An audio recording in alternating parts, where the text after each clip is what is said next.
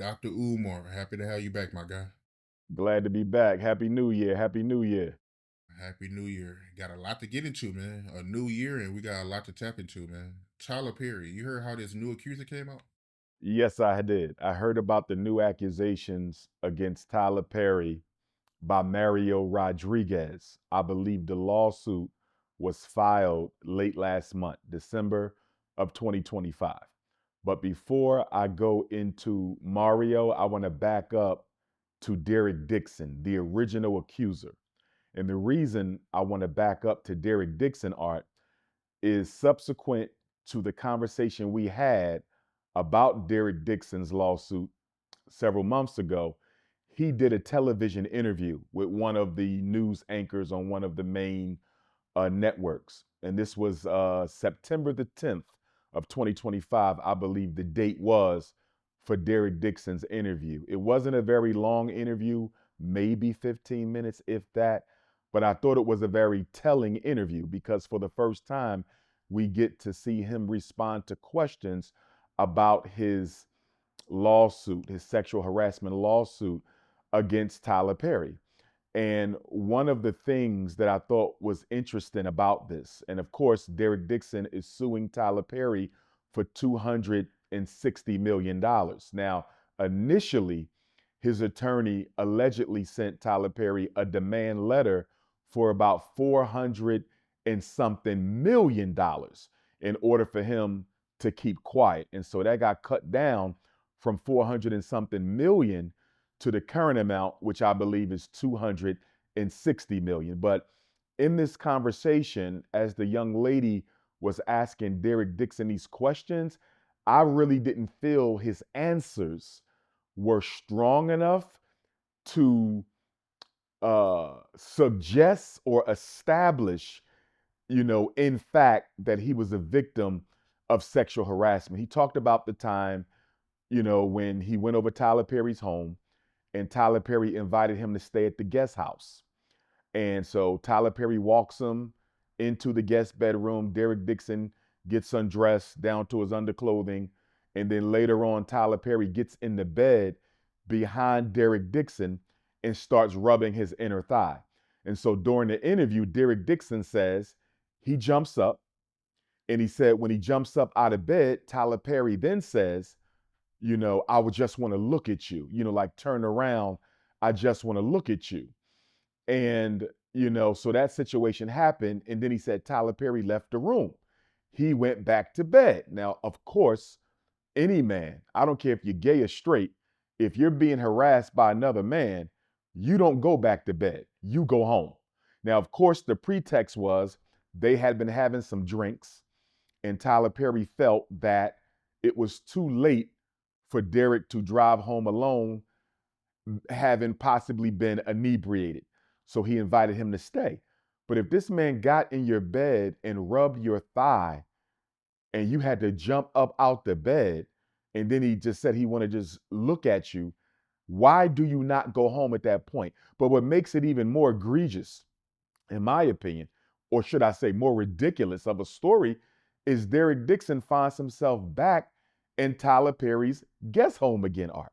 So you didn't already had the one experience, and now you come back for a second time, and this time he claims that him and Tyler Perry are walking to the guest house, Art, and there is a health scale. So allegedly Tyler Perry has a health scale in his home.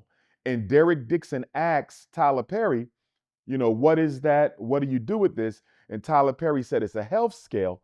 You should use it. But he said, in order to use it, you have to get undressed all the way down to your underwear. So Derek Dixon gets undressed all the way down to his underwear. He gets on the scale and he claims that Tyler Perry reached down, pulled his underwear down, and grabbed his ass. Again, why are you even in the house? Number one. Number two, why did you not leave the second time when he pulled down your underwear and grabbed your ass, as you claimed in the interview and in your lawsuit when you got on the health scale? Now, at some point, he said Tyler Perry was trying to grab his arms and pull him close to himself, and try to grope him or kiss him or something like that. Derek Dixon felt afraid. So he ran to the bathroom, Art. Now, to me, as a man, this is kind of ridiculous. Why are you running to the bathroom? Why are you not running out to your car? I don't understand that. Grab your things and go outside. You don't run to the bathroom. A grown ass man is locking himself in another man's bathroom. That doesn't make any sense. Now, don't get me wrong. If Tyler Perry was the size of Dwayne Johnson, The Rock, if he was the size of Tiny Lister, rest in peace, if he was some 6'6", 6'8", 300-pound, muscle bound, maybe I could possibly understand it. But Tyler Perry is probably about 6'3", 6'4", about my height. Derek Dixon don't seem to be that small of a dude. He looks at least like he could put up a fight, looks like he's in shape. Why are you running into the man's bathroom where you have nowhere else to go? Like, to me, you're kind of playing along with this, in my opinion, because the bathroom is not where you end up as a man. That's where you end up as a woman. Women lock themselves into bathrooms, not men. So he said he locked himself into the bathroom inside of Tyler Perry's guest home. Again, you should have never been there because you didn't already claim to have been harassed the last time you were there. So Tyler Perry starts calling his phone. Derek Dixon ignored the phone calls, and then he finally decided to pick up. He claims he decided to pick up because he was concerned as to what may be going on the other side of the door. So Tyler Perry apologized. He said he was sorry. He told him that they were still going to do the show. Okay, he said, I guess I'm just self-sabotaging. I guess that was an insinuation that he's messing up any possibility he could have with Derek Dixon. But another thing, Art, the text messages that came out in the Derek Dixon discovery. Derek Dixon claimed in an interview, Art, that he was trying to de-escalate the sexual advances of Tyler Perry.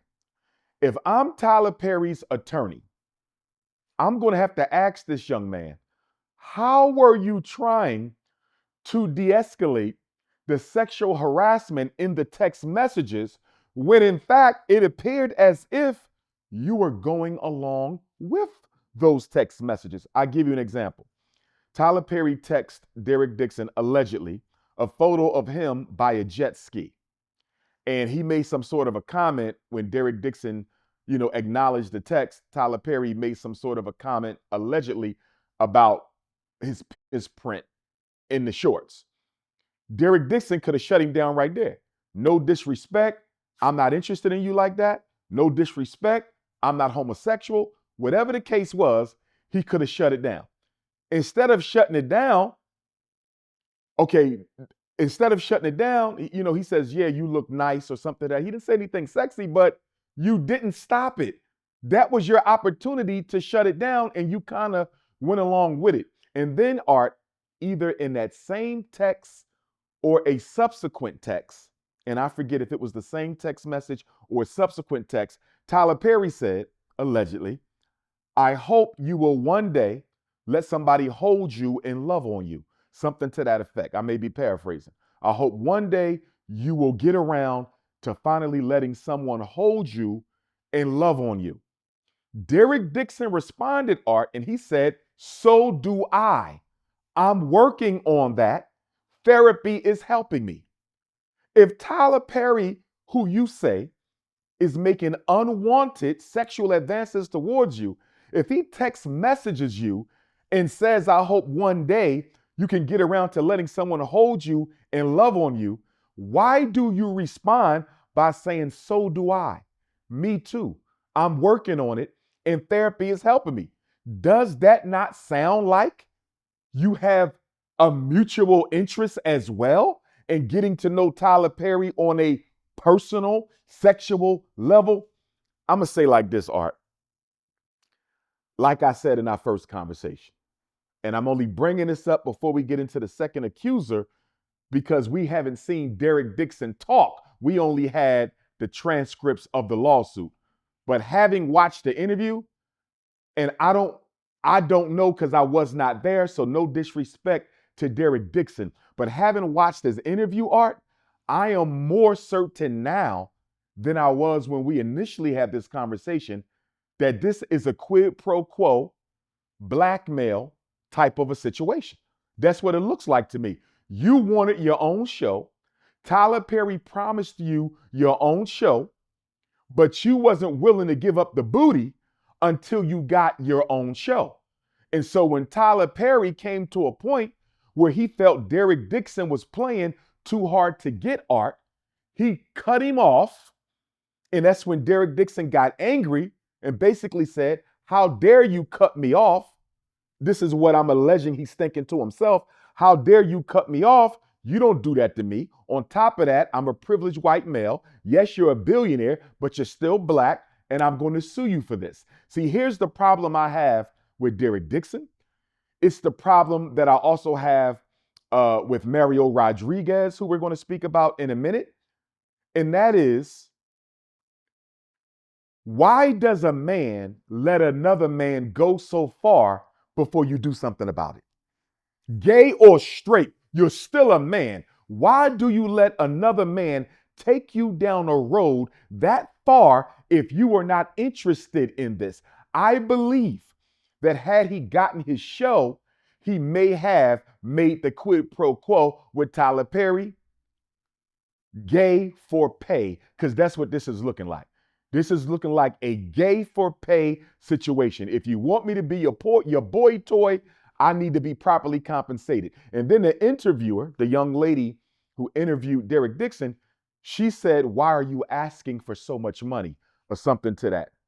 Why are you asking for so much money? And Derek Dixon, during the September 10th interview, he said, because I lost my job, I lost my show, and he also claims the $260 million is supposed to be a deterrent from Tyler Perry ever doing this again to another person. And then he says, so much goes through his mind in terms of whether or not he could have handled this situation better or differently. And he kind of said or alluded to that he often asks himself, should he have done some things differently? And he said, how do you stop a billionaire from basically going after you or something to that effect? How do you stop a billionaire who will not stop himself, Art? I believe that was the exact words. How do you stop a billionaire who will not stop himself? Well, guess what, Art? Let me tell you how you don't stop him. You don't go to his house again after he already got in your bed and start rubbing your thigh. You don't go back to his house. You don't lock yourself in the bathroom. You leave. You don't continue to work for the man.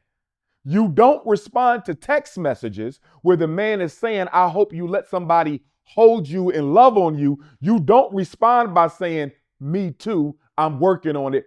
Therapy is helping me. Derek Dixon led Tyler Perry on as much as Tyler Perry led Derek Dixon on. There might be some money in this, Art, in terms of wrongful termination. We know Tyler Perry killed off his character. And according to Derek Dixon, this is what Tyler Perry does when he doesn't get his way. He shuts you down. So there might be some wrongful termination, but sexual harassment, no way. You don't go back to a man's house multiple times after you already been harassed. Nonsense. Now, let's go to Mario Rodriguez. Now, right from the beginning, Art, check this out. Second accuser, Mario Rodriguez. So Derek Dixon filed his lawsuit this past summer. Mario Rodriguez filed his lawsuit last month. And guess what they have in common, Art? Not only did both of them work with or for Tyler Perry, they have the same attorney. They have the same attorney. So, to me, that automatically raises questions about the integrity of this lawsuit. Because if y'all have the same attorney, and clearly this attorney is in the business of winning cases, y'all must have colluded on your narrative for the lawsuit. So if I'm Tyler Perry's attorney, we have to talk about how much conversation the two of you had between Derek Dixon's summer 25 lawsuit and Mario Rodriguez December 2025 lawsuit, because y'all had about 4 months to do this. And then another question I would have, Art, if I am Tyler Perry's attorney. Tyler Perry was working with Mario Rodriguez first. According to Mario Rodriguez's complaint art, he was working with Tyler Perry from, I believe, 2016 to 2019. In fact, he claims Tyler Perry invited him to audition for the Oval, just like he invited Derek Dixon to audition for the Oval. So they were invited to audition for the same show, but Tyler Perry knew Mario Rodriguez first, 2016 to 2019. Derek Dixon claims he met Tyler Perry in 2019. So as soon as Tyler Perry allegedly dumped Mario Rodriguez, he picked up Derek Dixon. Here's my question, Art. If I'm the attorney, if Mario Rodriguez was harassed first, Art, why did Derek Dixon's lawsuit come first? You had already went through this for 3 or more years before Derek Dixon. So to the attorney, why is Derek's lawsuit first? Why was it Mario's first? And the relevancy of this, Art, is if you got harassed first, you should have came forward first. The fact that you coming forward after, you're coming forward after Derek Dixon tells me what? You could have just made this up to get in on the payday. You could have made this up just to get in on the lawsuit, because you clearly wasn't thinking about it, Art, before Derek Dixon filed. You clearly wasn't thinking about it before Derek Dixon. So why are you, the first alleged victim, bringing suit after the second alleged victim through the same attorney? I think that, in my opinion, Tyler Perry's attorney should make a motion to dismiss, although I do think Derek Dixon might be entitled to some wrongful termination money. I don't know how much that is. It damn sure ain't nowhere near $250 million, Art. You're not going to tell me Tyler Perry is going to pay you $250 million and then some when you kept coming to that man's house, when you kept positively responding to them texts. Let's stay with Mario Rodriguez now. Mario is suing for $77 million, Art. Now check this out. Check this out, Art. That's too much money, but not only that, Art, it's much lower than Derek Dixon's. So another question I would have if I'm the attorney for Tyler Perry, why is this client suing for approximately a third of what this other client is suing for when they went through similar situations with the same defendant? And why did neither one of your clients ever call the police on Tyler Perry? Remember, Art, all this is in the civil domain. Nothing is criminal. Neither one of these gentlemen made a criminal complaint against Tyler Perry. This is all civil suit. Why didn't you go criminal? You could still go civil and get your money, but why didn't you go criminal if it matters that much to you? So the stories are strikingly similar, Art. Guess what? Mario was at Tyler Perry's guest house too. The infamous Tyler Perry guest house. He said the same thing. Tyler Perry walked him into the room. I think he also said Tyler Perry got in the bed behind him as well. Almost the same story, which could have happened. Which could have happened. That could be the way Tyler Perry does things, allegedly, okay? He says he got inside the bed with him, rubbed on him a little bit, allegedly. He also said Tyler Perry tried to grab him to him, tried to kiss him, maybe allegedly. Then he says Tyler Perry confesses, he says Tyler Perry confesses to him that Tyler Perry was sexually abused as a child. Mario Rodriguez said Tyler Perry confessed to him, which Tyler Perry has told all of us, so that's not news. But he confessed to him, and I guess Tyler Perry was doing that, Art, to try to build rapport with Mario Rodriguez. Not a good move at all, obviously. Okay, and then Mario Rodriguez says that Tyler Perry said, I can solve all your problems. Don't quote me, but something to the effect of, I can solve all your problems and I can make it so you will never want for anything else in your life. So Tyler Perry was straight up with him. If you do this, you become my boy toy, you ain't got to worry about nothing in life. I got you until the end. And see, what I think happened, Art, with Derek Dixon and Mario Rodriguez is I'm not sure how interested they were in Tyler Perry sexually. I'm not sure how interested they were in Tyler Perry sexually, but they were definitely interested in using Tyler Perry's lust that he better get under control. They were definitely interested in using Tyler Perry's lust to further their careers. This was gay for pay. This was gay for pay. This was quid pro quo. And because they didn't get what they want, they're now trying to blackmail Tyler Perry, and they're trying to extort Tyler Perry. If I'm Tyler Perry, Art, I'm taking a page out of Smokey Robinson's book. I'm doing a countersuit. Smokey Robinson seems to be the only one of these black male celebrities being accused of sexual harassment and assault. He's the only one who seems to be countersuing. Tyler Perry, you need to establish a precedent. Because guess what, Art? This ain't going to stop. This is not going to stop. Tyler Perry is going to get hit with one of these gay for pay allegations probably once a year now. You're going to get more people coming out the waterworks now, Art. And so what Tyler Perry needs to do is he need to let people know I'm not playing with y'all. If you try to disgrace my name, I'm going to sue you for everything you get. And if you ain't got nothing, I'm going to sue you for everything you're going to get. Because see, Derek Dixon, Art, said Tyler Perry bought him a car. He bought him a car. Art, what man you know buys another man a car who he don't know? He don't even know you, and he bought you a car. Come on. You know what this is. And you never nipped it in the bud. Mario didn't nip it in the bud. Derek didn't nip it in the bud. But let me tell you what Tyler Perry is messing up, Art. Let me tell you what Tyler Perry is messing up. Tyler Perry, if you listening to me, and I know you are because all y'all celebrities listen to me, but y'all can't admit it. You cannot mix business with the bedroom, Art. You are a billionaire. You cannot mix.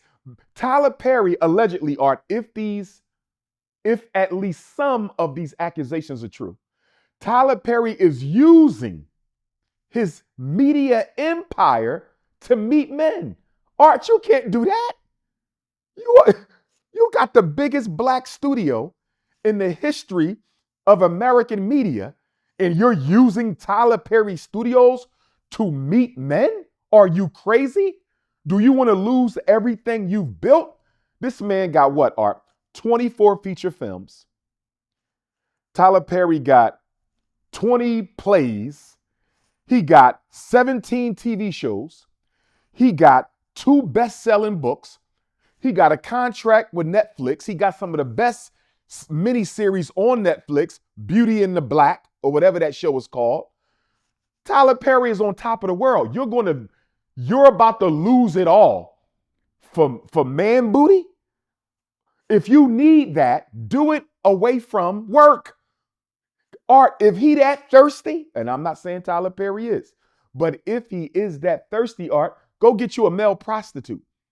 Get you something away from the job. But you cannot afford, it is too dangerous for Tyler Perry to be meeting strangers on the job and trying to turn them into boy toys, giving them the prerogative to try to destroy your name and liquidate your assets under false allegations of sex harassment. And here's what makes it worse, Art.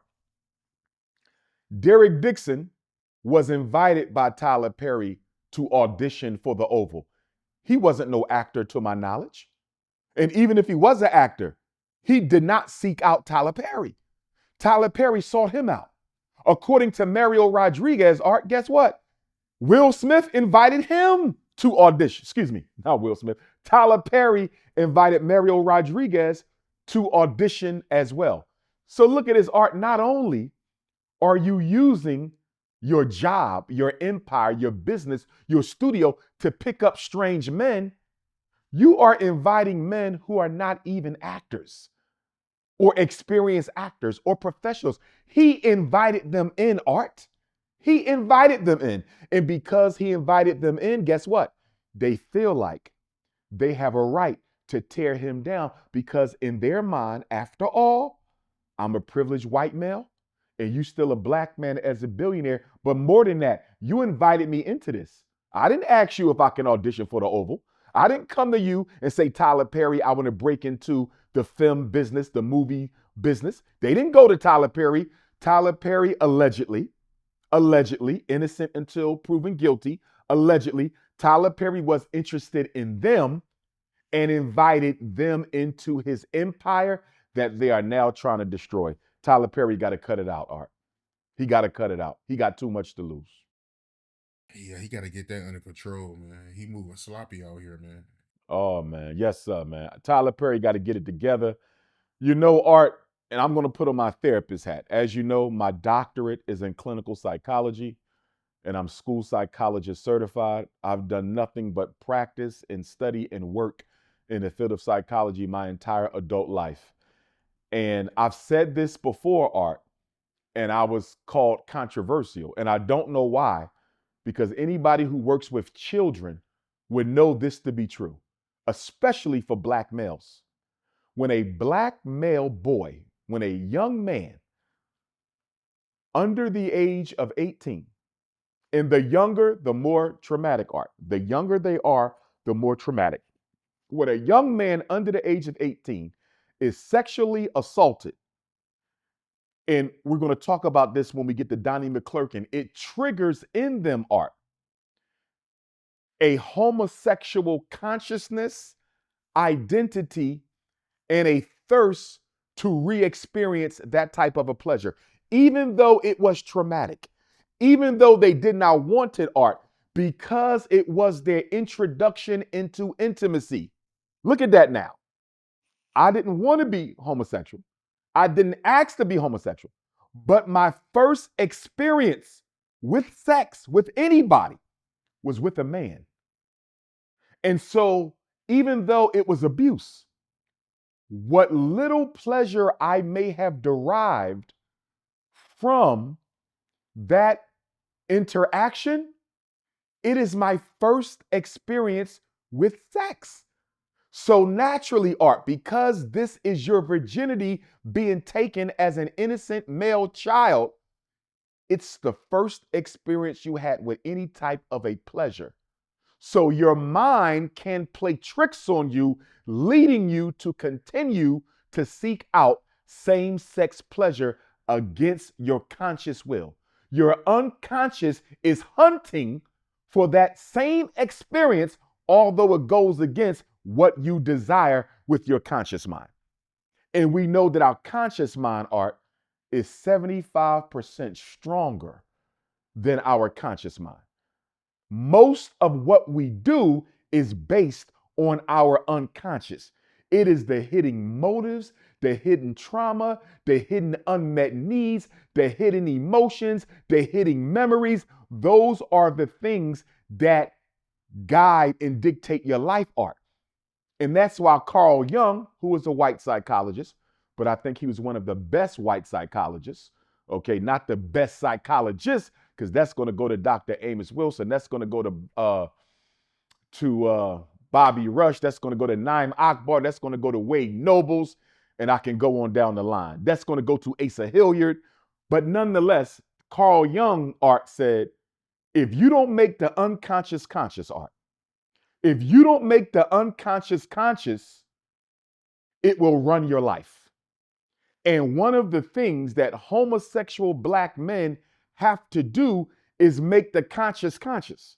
Somebody has to help them go back into that trauma and assign a new meaning to it and help them understand the psychological impact of it, the collateral damage. Otherwise, they're going to continue running around thinking that they're homosexual when they're not, Art. It's just that their unconscious is operating outside of the authority of their conscious mind. Let me give you an example of what I'm talking about. As a therapist, Art, I've had men tell me that I was attracted to men as a boy. I've had this debate on radio shows before, respectful debate. I've had gay men say, I was attracted to men since I was 5 years old. You know what the problem with that, Art? No child is attracted to anyone at 5 years old. And why is no child, black, white, male, female, red, brown, yellow, no child is sexually attracted to anybody at 5? There is no sexual attraction at 5. There can be a sexual imagination based on what your parents allow you to get exposed to. See that, Art? There can be sexual imagination, but there's no attraction. Art, you do not develop sexual attraction before your body goes through puberty. In other words, sexual attraction, those hormones come as a result of the body preparing itself to reproduce itself. Sexual attraction is a part of reproduction. It is a part of the survival of your species. At 5 years old, Mother Nature is not calling on you to reproduce yourself. What they are confusing, Art, is a need for masculine validation. Boys need to be loved by their fathers or a father figure. Boys need to be loved by their fathers and a father figure. And I hope every black father is listening to us right now, Art. I want every black father to take note of what I'm about to say. If you don't love on your son, heterosexually, we ain't talking sex, Art, we're talking psychosocial, emotional love of a father to a son. If you don't love on your son, black fathers, your son will grow up needing masculine validation, Art. They're not looking for sex. They're looking for a father figure to validate them. Are you with me? I follow you. If they don't get the validation from their father, Art, they run into an older male who's a sexual predator. They will run into an older male who's a sexual predator, Art, and that older male can manipulate that child's need for a father figure into a sexual relationship. And that is what Donnie McClurkin's accuser is suggesting. But sticking with this, Art, there is a demon of lust.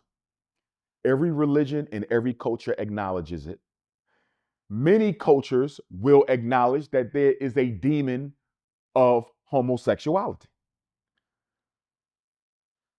And the black community needs to deal with these two demons, Art.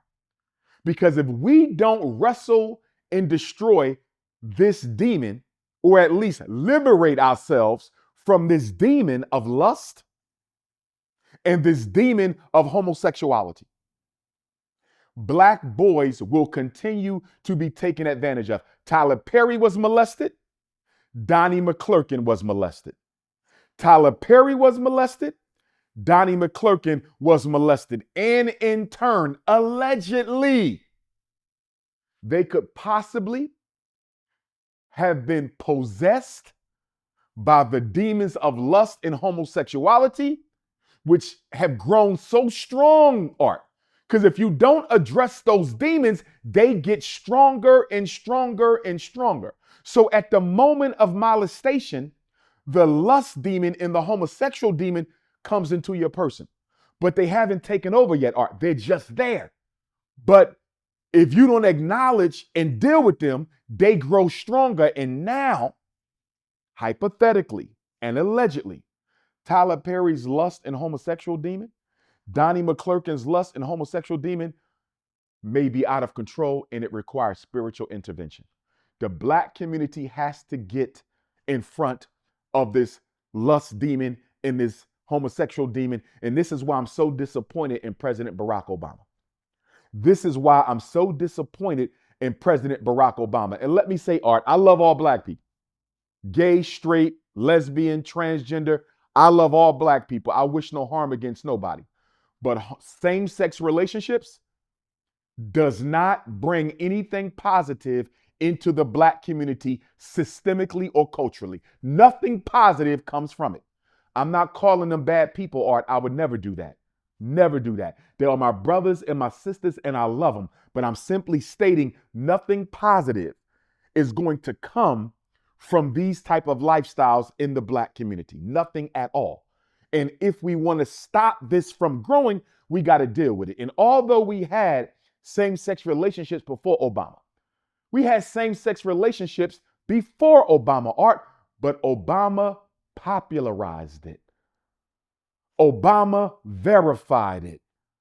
Obama propagated it. Obama legalized it on a whole nother level. And Barack Obama introduced into our children's public schools this same-sex ideology and consciousness. And so although it was there before Obama, Barack Obama helped blow and fan this stuff all over our community, and we have to deal with it. Now, let's deal with Donnie McClurkin. First of all, who is Donnie McClurkin?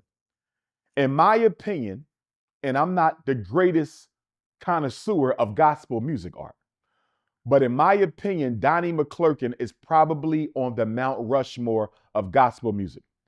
He's a Grammy Award winner. He's a Soul Train Award winner. He's an NAACP Image Award winner. He performed at the Republican National Convention. Barack Obama invited him to either perform during his campaign or in the White House or during his inauguration. He didn't, though, because this is at a time before Obama mainstreamed gay sex. And so at this time, being homosexual was still frowned upon by the Democratic Party, Art. So Donnie McClurkin was uninvited by the Obama team to perform. And one thing that Barack Obama has never been asked, Art, one thing Barack Obama has never been asked, before I get back to Donnie McClurkin. When Barack Obama campaigned, Art, he campaigned against gay sex. Or let me take that back. He didn't campaign against gay sex, he campaigned against gay marriage. When he was asked during his first campaign if he supported gay marriage, Barack Obama said, and I saw him say, that marriage for me is between a man and a woman. That is exactly what Barack Obama said. Marriage is between a man and a woman. And soon as he got elected, the New World Order, the shadow government of America, forced Obama to become the first president in American history to openly endorse and support gay marriage. Complete contradiction. But that's what all presidents do. Look at Donald Trump. He said no more wars, and he just took over Venezuela. But staying on topic, Art, Donnie McClurkin is on the Mount Rushmore of gospel music. During that first decade of this century, that 2000 to 2010, but you can stretch it out and say 2000 to 2015 to 20, really, Donnie McClurkin was that dude. Him and Kirk Franklin were almost going eye to eye in terms of who was the king of mainstream gospel music. With that being said, Art, Donnie McClurkin released an autobiography where he discussed being sexually abused by a great uncle, I believe it was, and the great uncle's son. So he was abused by the great uncle and the great uncle's son. And I want to say that innocent until proven guilty. Innocent until proven guilty, because Tyler Perry maintains his innocence. Donnie McClurkin maintains his innocence as well, Art. So I just want to reaffirm that. He admitted being molested, and he said that the molestation triggered homosexual thoughts. He also spoke to the fact that he was forced to consume gay pornography. So not only was Donnie McClurkin physically molested as a child, he was forced to consume pornography, which was probably gay porn. I don't know his background, Art. I don't know where his parents was at, but this is why Black parents have to pick and choose babysit as well, Art.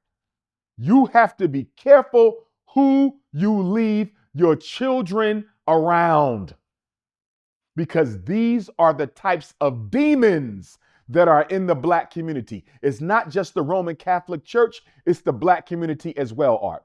So anyway, Donnie McClurkin says he struggled with the demon of homosexuality. Around 2002, Art, Donnie McClurkin came out and admitted that he had been freed from the homosexual demon. He said he prayed to God, and God had liberated him from homosexuality in 2002. 1 year later, in 2003, he meets an Italian young man, 21 years old, by the name of Giuseppe Corletto. Apologies if I'm mispronouncing the name. Mr. Corletto claims, Art, he was also struggling with his homosexuality. He said, I read Donnie McClurkin's book, and in reading Donnie McClurkin's book, I felt motivated to reach out to Donnie McClurkin, allegedly, because if he was able to exorcise the demon of homosexuality from his life, he should be able to help me exorcise the demon of homosexuality from my life. So he met Donnie McClurkin in 2002.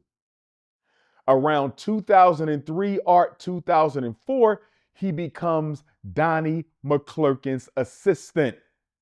He begins to travel with Donnie McClurkin. He claims that 2 years into their mentor-mentee relationship, 2 years into their mentee-mentor relationship, Donnie McClurkin began to make sexual advances. According to Mr. Corletto, Donnie McClurkin began to grope him, touch on him, express interest in him. I believe the first assault, and let us be clear, Art, Mr. Corletto is claiming that he was assaulted by Donnie. I want to make sure we understand this. Derek Dixon and Mario Rodriguez, Tyler Perry's accusers, Art, they're saying sexual harassment, aggravated sexual harassment. That is not what Donnie McClurkin is being accused of. And I hope it's false. I hope it's false. I hope my brother is innocent. But he's not being accused of sexual harassment alone, Art. Donnie McClurkin, according to what I've read, is being accused of outright assault. Grape. Donnie McClurkin is being accused of rape. Mr. Corletto claims Donnie McClurkin raped him. So I want to make sure we understand. We're going to another level here. But he continued to work with him. But I want to show some respect to Mr. Corletto, though, Art, because he's only 21. In my opinion, that's still a child. I can't really look at him as a young man. I got to look at him kind of like a child at 21. Okay? So, he's traveling with Donnie McClurkin. He's his mentor and he's his boss. He claims, Art, that when he was assaulted the first time or the second time, I forget which one it was, Art, he says he engaged Donnie McClurkin in a conversation about the assault, allegedly, Art. And Donnie McClurkin told him that he was under the influence of drugs or medication, and he didn't remember anything from that night. So basically, he's talking to his mentor about what you did to me, and the mentor says, I was under the influence of my meds, legal or illegal. I'm not sure about that, Art. I was under the influence of my meds, and I don't remember nothing. So he straight dismissed him. He also claims that Donnie McClurkin used to grope him, Art, in the church right before he would go up and do his sermons.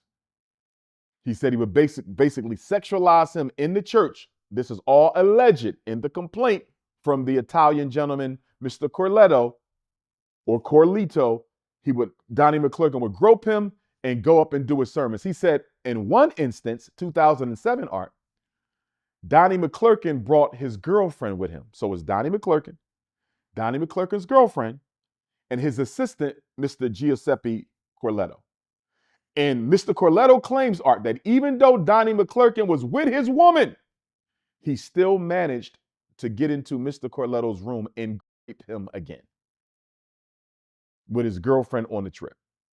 So around 2008, after Donnie McClurkin told him I was under the influence of meds, I don't remember nothing, Mr. Corletto said he cut ties, he left the church, allegedly. But he later returned, Art. He came back.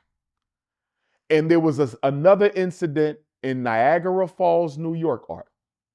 Niagara Falls, New York, he claims that Donnie McClurkin allegedly raped him again. And this was in 2014, I believe it was, Art. And after that situation, that's when he decided to cut all ties with Mr. McClurkin. Now, here's the smoking gun, Art. We got a smoking gun in this Donnie McClurkin case. According to the alleged victim, Mr. Corletto, Donnie McClurkin emailed him an apology letter. Listen to this, Art. If this is true, and if that email can be corroborated, Art, guilt has been established. So I'm sure the attorney for Mr. Corletto is going straight to the apology letter because that's an admission of guilt, Art. According to Mr. Corletto, Donnie McClurkin sent him an email after Niagara Falls.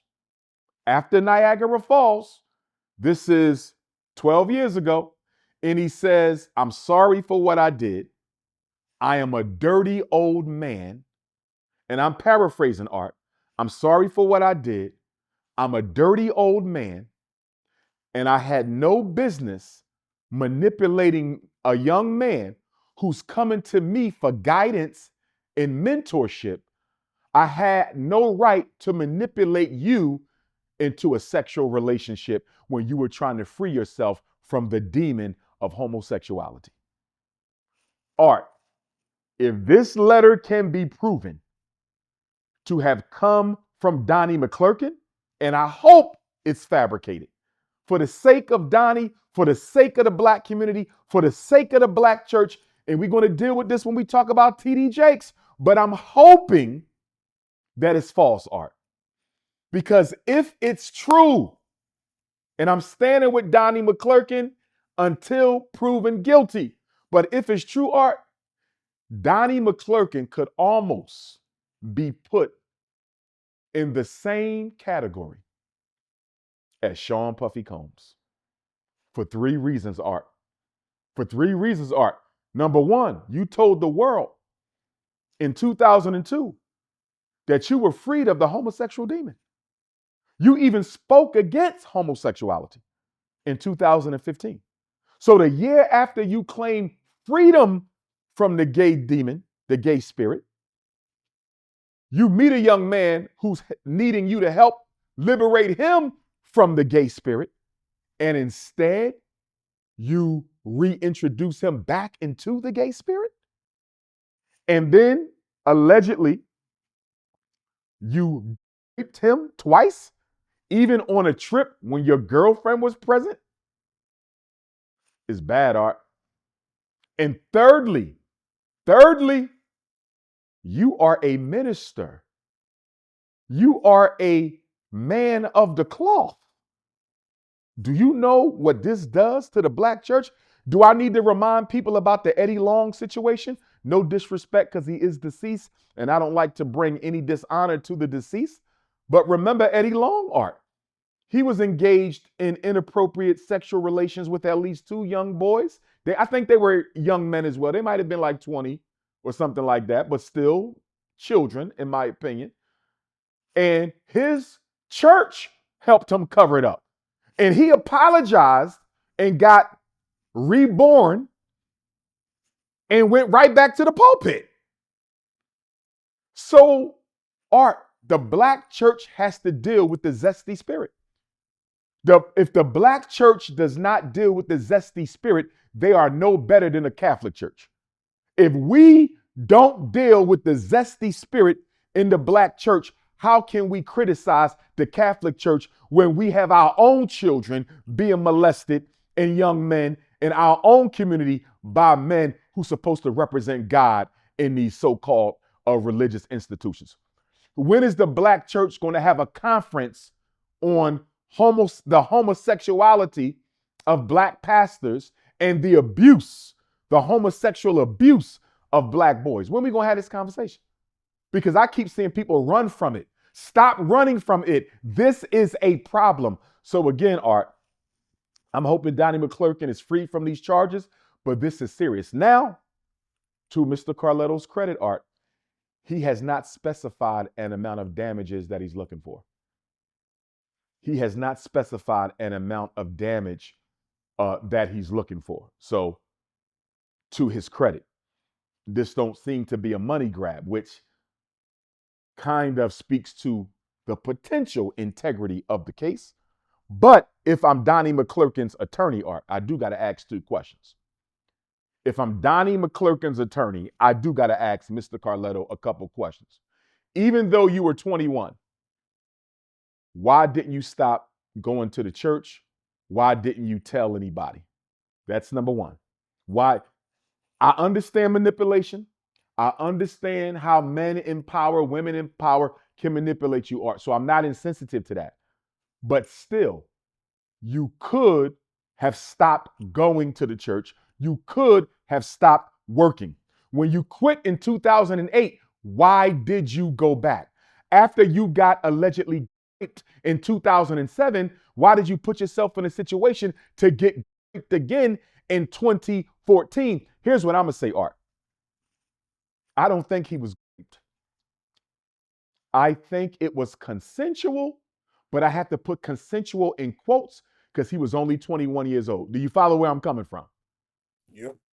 I believe it was consensual, Art, but you can't really say consensual when you have a 21-year-old child and you have a mega church, mega entertainer like Donnie McClurkin. You follow me? There is a power demand there. There's still a power demand there, but I'm having trouble believing that Donnie McClurkin sexually forced himself on this young man and the young man never called the police. Nobody goes to the police. And as far as I'm concerned, if you're not going to the police as a man, not as a woman, as a man, if you're not going to the police, I have to question your allegations. And TD Jakes, you made a comment about him earlier. What's going on with him? Yes, indeed. Yes, indeed, brother. The black church, as I said earlier, Art, in our conversation about Donnie McClurkin, the black church is going to have to do something about the zesty spirit that clearly has the black church in a chokehold. We can't deny it no more. With regard to TD Jakes, similar to Donnie McClurkin, he has also been hit with a lawsuit. Okay, but that lawsuit has since been dropped. So TD Jakes and his accuser, Dwayne Youngblood, who I believe is about 59 years old now, Art. But Dwayne Youngblood claims that when he was around 18, 19 years old, TD Jakes attempted to enter into a sexual relationship with him. He claims that while staying with a female church lady, so Dwayne Youngblood was staying at the home of a female church sister, and TD Jakes visited the home. And I guess while this sister was not present in that room at that time, TD Jakes tried to pull him to himself, similar to what Tyler Perry's accusers are saying, although they're adults and Dwayne Youngblood was a young man. But he said TD Jakes tried to pull him to himself, and then he tried to kiss him. And I believe Dwayne Youngblood alleges that TD Jakes tried some of these sexual harassment behaviors several times during their relationship. Now, what makes the Dwayne Youngblood situation interesting, Art, is Dwayne Youngblood's older brother. He has an older brother, Pastor Richard Youngblood. Pastor Richard Youngblood, Dwayne's older brother, claims that TD Jakes did the same thing to him during a church ministry trip. He claims that on a trip that TD Jakes took him on, they stayed in the same hotel room. They stayed in the same hotel room, and TD Jakes got into the bed with him, similar to what Derek Dixon claims Tyler did with him. But of course, this is going back to when Dwayne Youngblood was a kid, Art. So this is 40 years ago. You feel me? So 40 years ago, he alleges, Dwayne Youngblood, that TD Jakes got in the bed behind him, Art, pressed his penis up against his cheeks and said, "Do you feel that?" And I think he also alleged that Bishop Jakes started rubbing inside his thigh, but he definitely stated that he pressed his penis up against his buttocks and asked him, did he feel that? Pastor Richard Youngblood, who was a young man at the time, said he jumped up out the bed, and when he jumped up out the bed, T.D. Jakes tried to kiss him as well. Now, Dwayne Youngblood's attorney sent T.D. Jakes a demand letter for $6 million. He said, pay us $6 million for harassment, emotional abuse, etc., etc.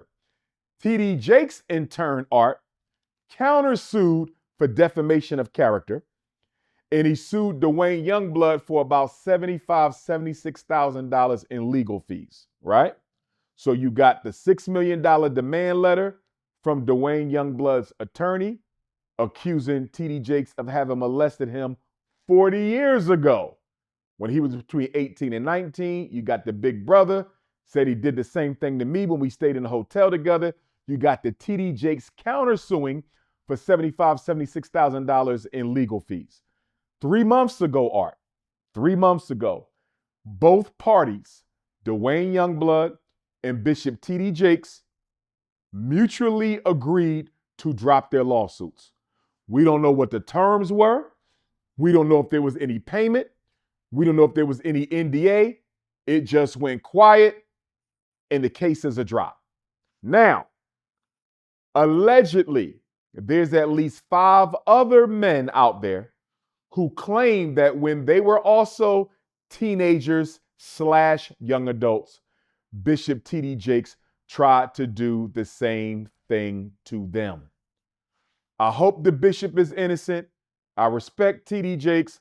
I think all the pastors need to do a better job speaking up for the black community in an unapologetic manner. He doesn't really do that, but I do respect the man. If he's innocent, so be it. But if he's guilty, he got to be held accountable. Again, T.D. Jakes, Donnie McClurkin, Eddie Long, allegedly, something has to be done about the zesty spirit in the black church, in the black church, and how this zesty spirit, this demon, is motivating a lot of black men to take advantage of innocent young boys. And the problem with that, Art, is what do we know? Most child molesters were molested. So this is a vicious, evil, perpetuating cycle that reinvents itself in every generation. The black church suffers from the intergenerational demon of homosexuality, Art. Because here's the thing, Art. This pastor molests this child. That child becomes a pastor. He molests somebody's child. That child becomes a pastor. He molests somebody else's child. So the black church is in a headlock with the zesty demon, and we have to do something about it. But the case has been dropped, but we still don't have closure as to whether or not T.D. Jakes is innocent. But to his credit, T.D. Jakes has stated openly, Art, that he is not in any way attracted to men in a homosexual way. T.D. Jakes has stated he is not a homosexual and that he does not have a homosexual attraction to men. That's what he claims.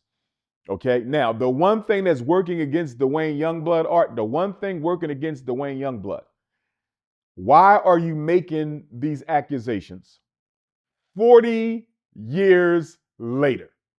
That's my problem with Dwayne Youngblood. Like, bro, I understand you was a child, but 40 years? You couldn't have done it 20 years ago? You know, like I said before, there got to be a statute of limitations. If I'm going to say it got to be a statute of limitations for the queens, it also has to be a statute of limitation for the kings.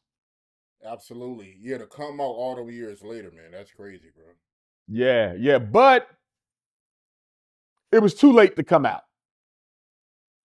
Although there is no term limits on justice. But if I'm the judge and it don't seem like there's much evidence there, I may have had to dismiss this case. The only thing that would stop me from dismissing this case, though, Art, the one strong thing that Dwayne Youngblood got going for him His brother said it happened to him. And there's about 5 other young men who said TD Jakes, who claims allegedly that TD Jakes did it to them as well. That right, if there is an affidavit from those young men, if they issue a statement to the court detailing what TD Jakes did to them, and if these young men don't really have a connection to one another, or even if they do, because they could have all been in the church at the same time, but if you got 5 other men willing to testify, Art, that's the key.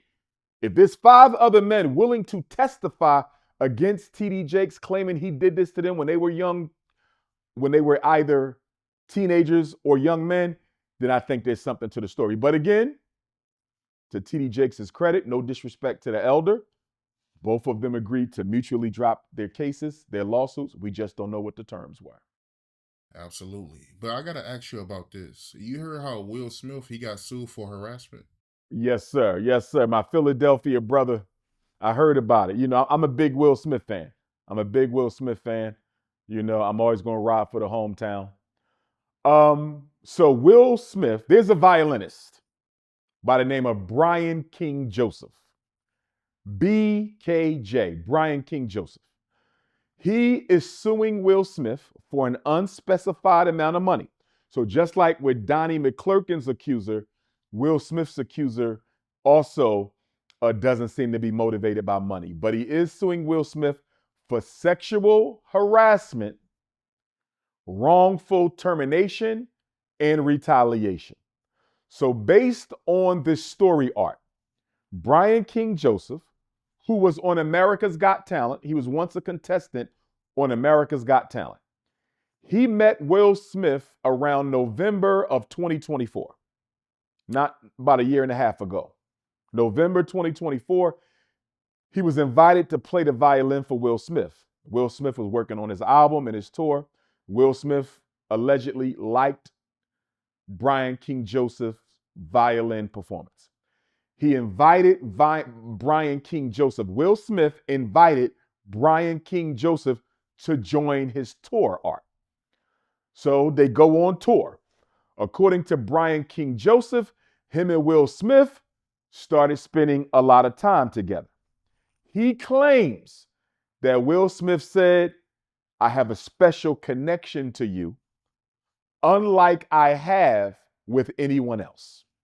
I have a special connection to you, unlike I have with anyone else. So they on tour Art. He's doing his violin, tour is going okay. They get to Las Vegas in March of 2025. They get to Las Vegas in March of 2025, 9 months ago. According to Brian King Joseph Art, he left his bag on one of the tour vehicles. So he asks the entourage or whoever in charge of the Will Smith tour, his management company, he asked them, could they go look and see if they could find his bag? They claim they could not find his bag. So when Brian King Joseph Art gets back to his hotel room, on the bed in the hotel room or on the dresser, somebody entered his hotel room without his permission Art, and they left a red bag, an earring, some wipes, a hospital discharge note, some HIV medicine,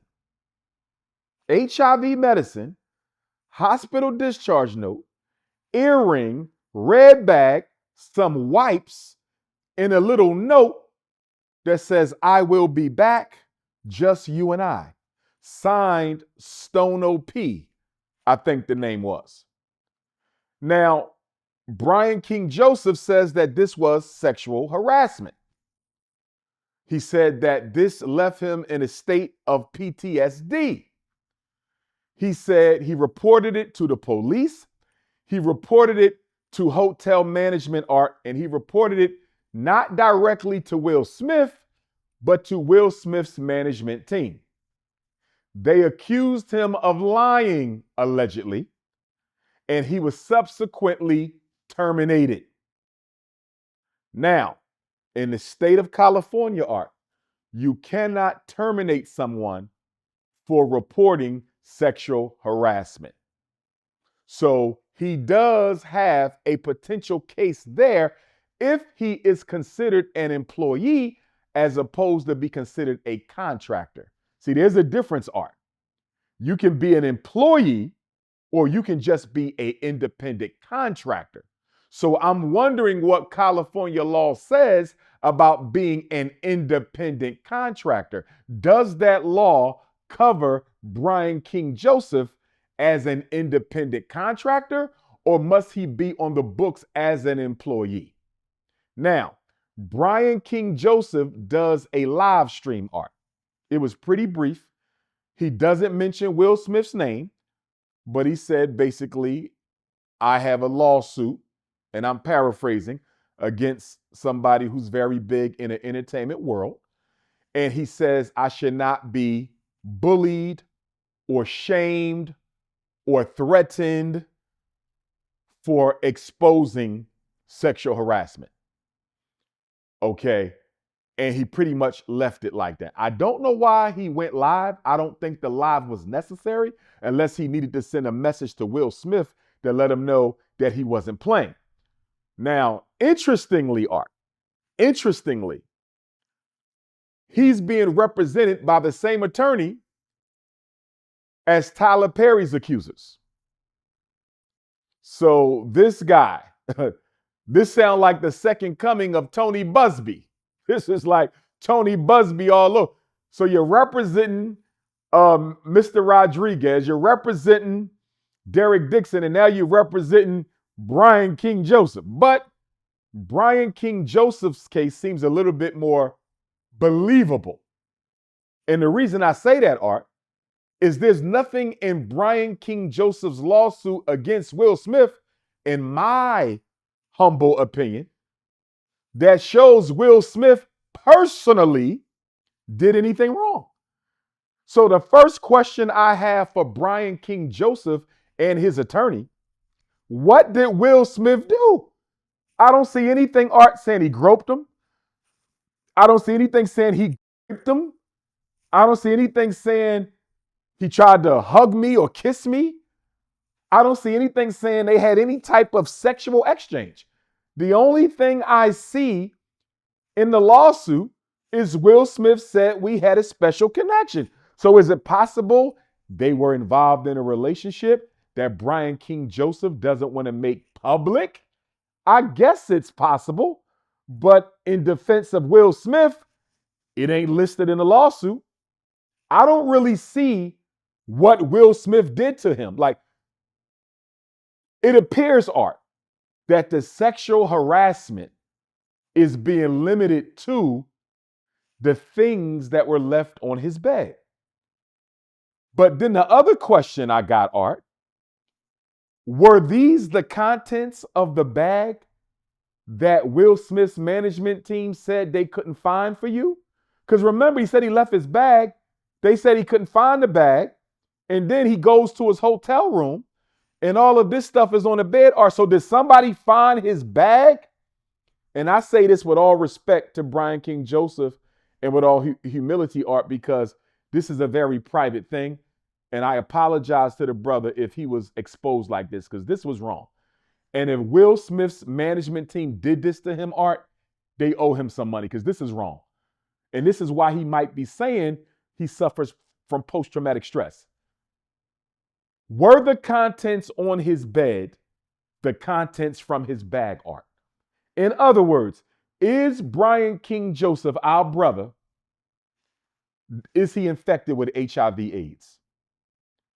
Does Brian King Joseph have HIV/AIDS? And did somebody from Will Smith's management team take his bag out the car, out the van, out the truck, out the limo, dump it, break into his room without permission? And there was no signs of forced entry, so they had a key, Art.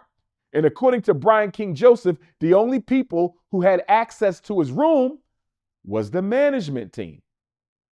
So did someone from the management team go into his room and dump the contents of his bag onto his bed, in fact, letting Brian King Joseph know, Art, that now we know that you are likely to be homosexual, have HIV/AIDS, is taking medication, and we know you just got discharged from the hospital.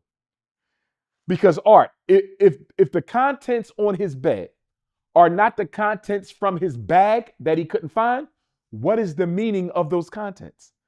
What is the purpose of a hospital discharge note? What is the purpose of HIV meds? What is the purpose of the red bag, the earring, the baby wipes?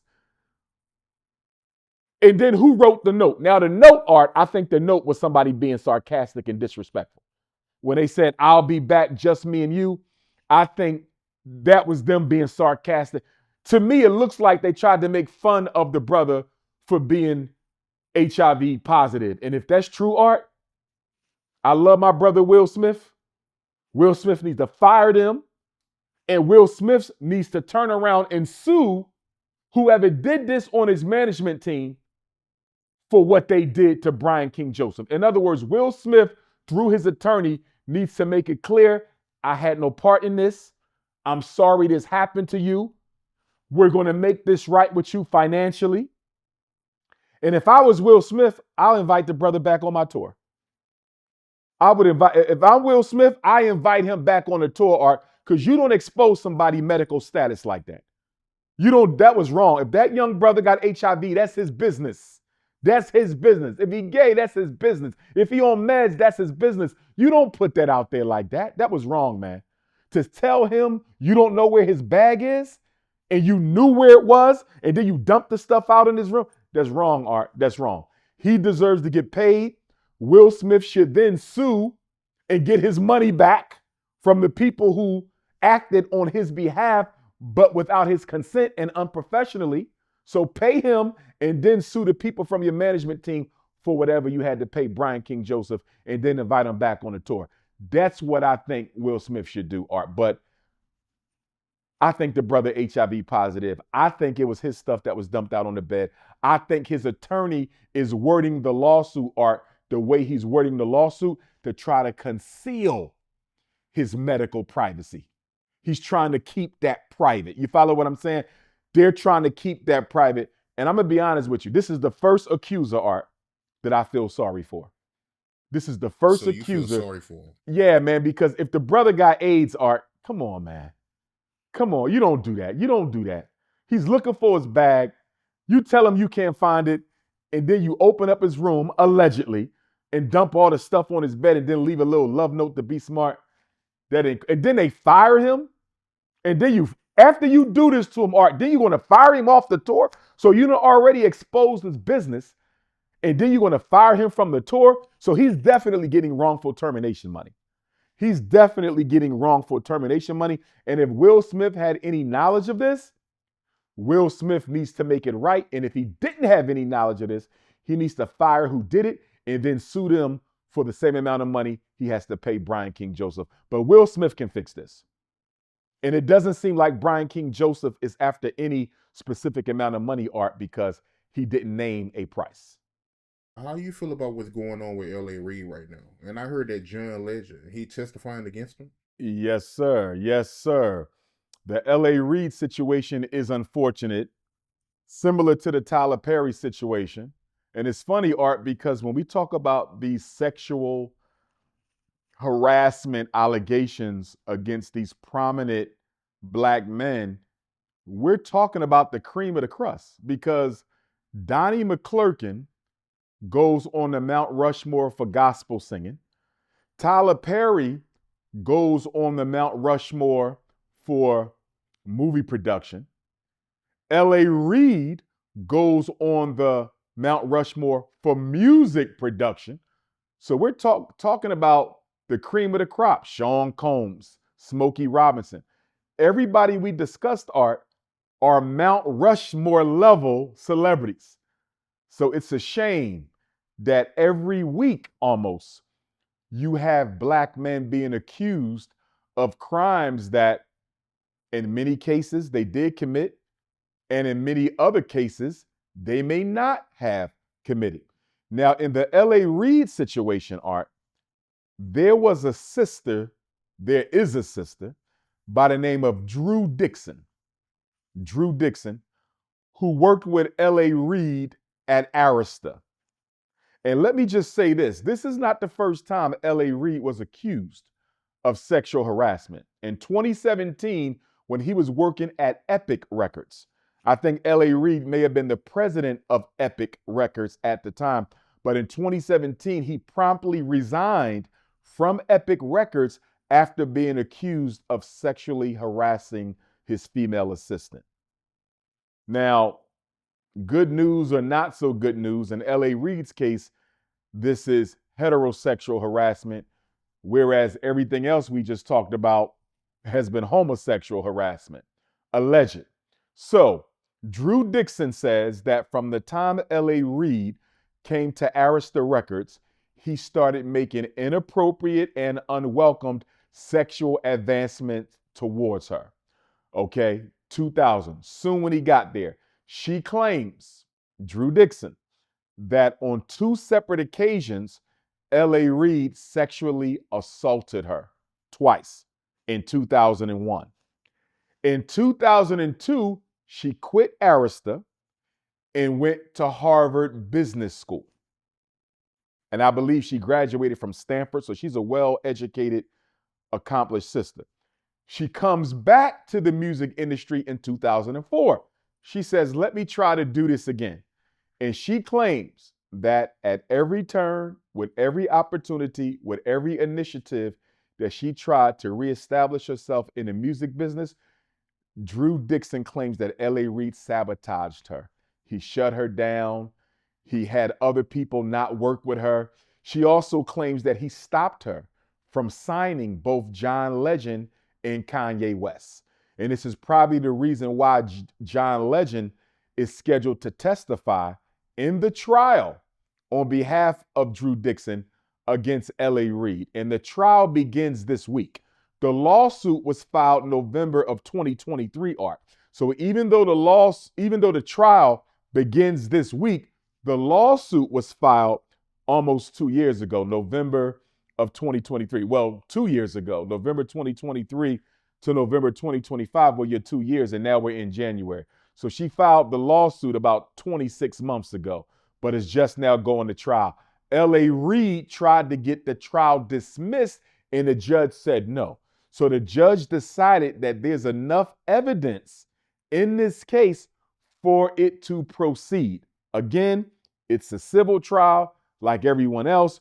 Nobody is going for criminal. So again, one of my reservations about this case, like all the others, especially given the fact that our sister Drew Dixon is a woman, why didn't you make a police report?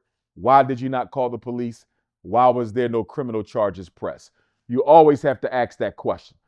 The one thing that I think L.A. Reid's attorneys are going to go after, Art, is the fact that these 2 incidents of sex assault that Sister Drew Dixon is claiming against our brother L.A. Reid, both of them happened in 2001. But she didn't bring a lawsuit until 2023. So here we go again, Art. 22 years later.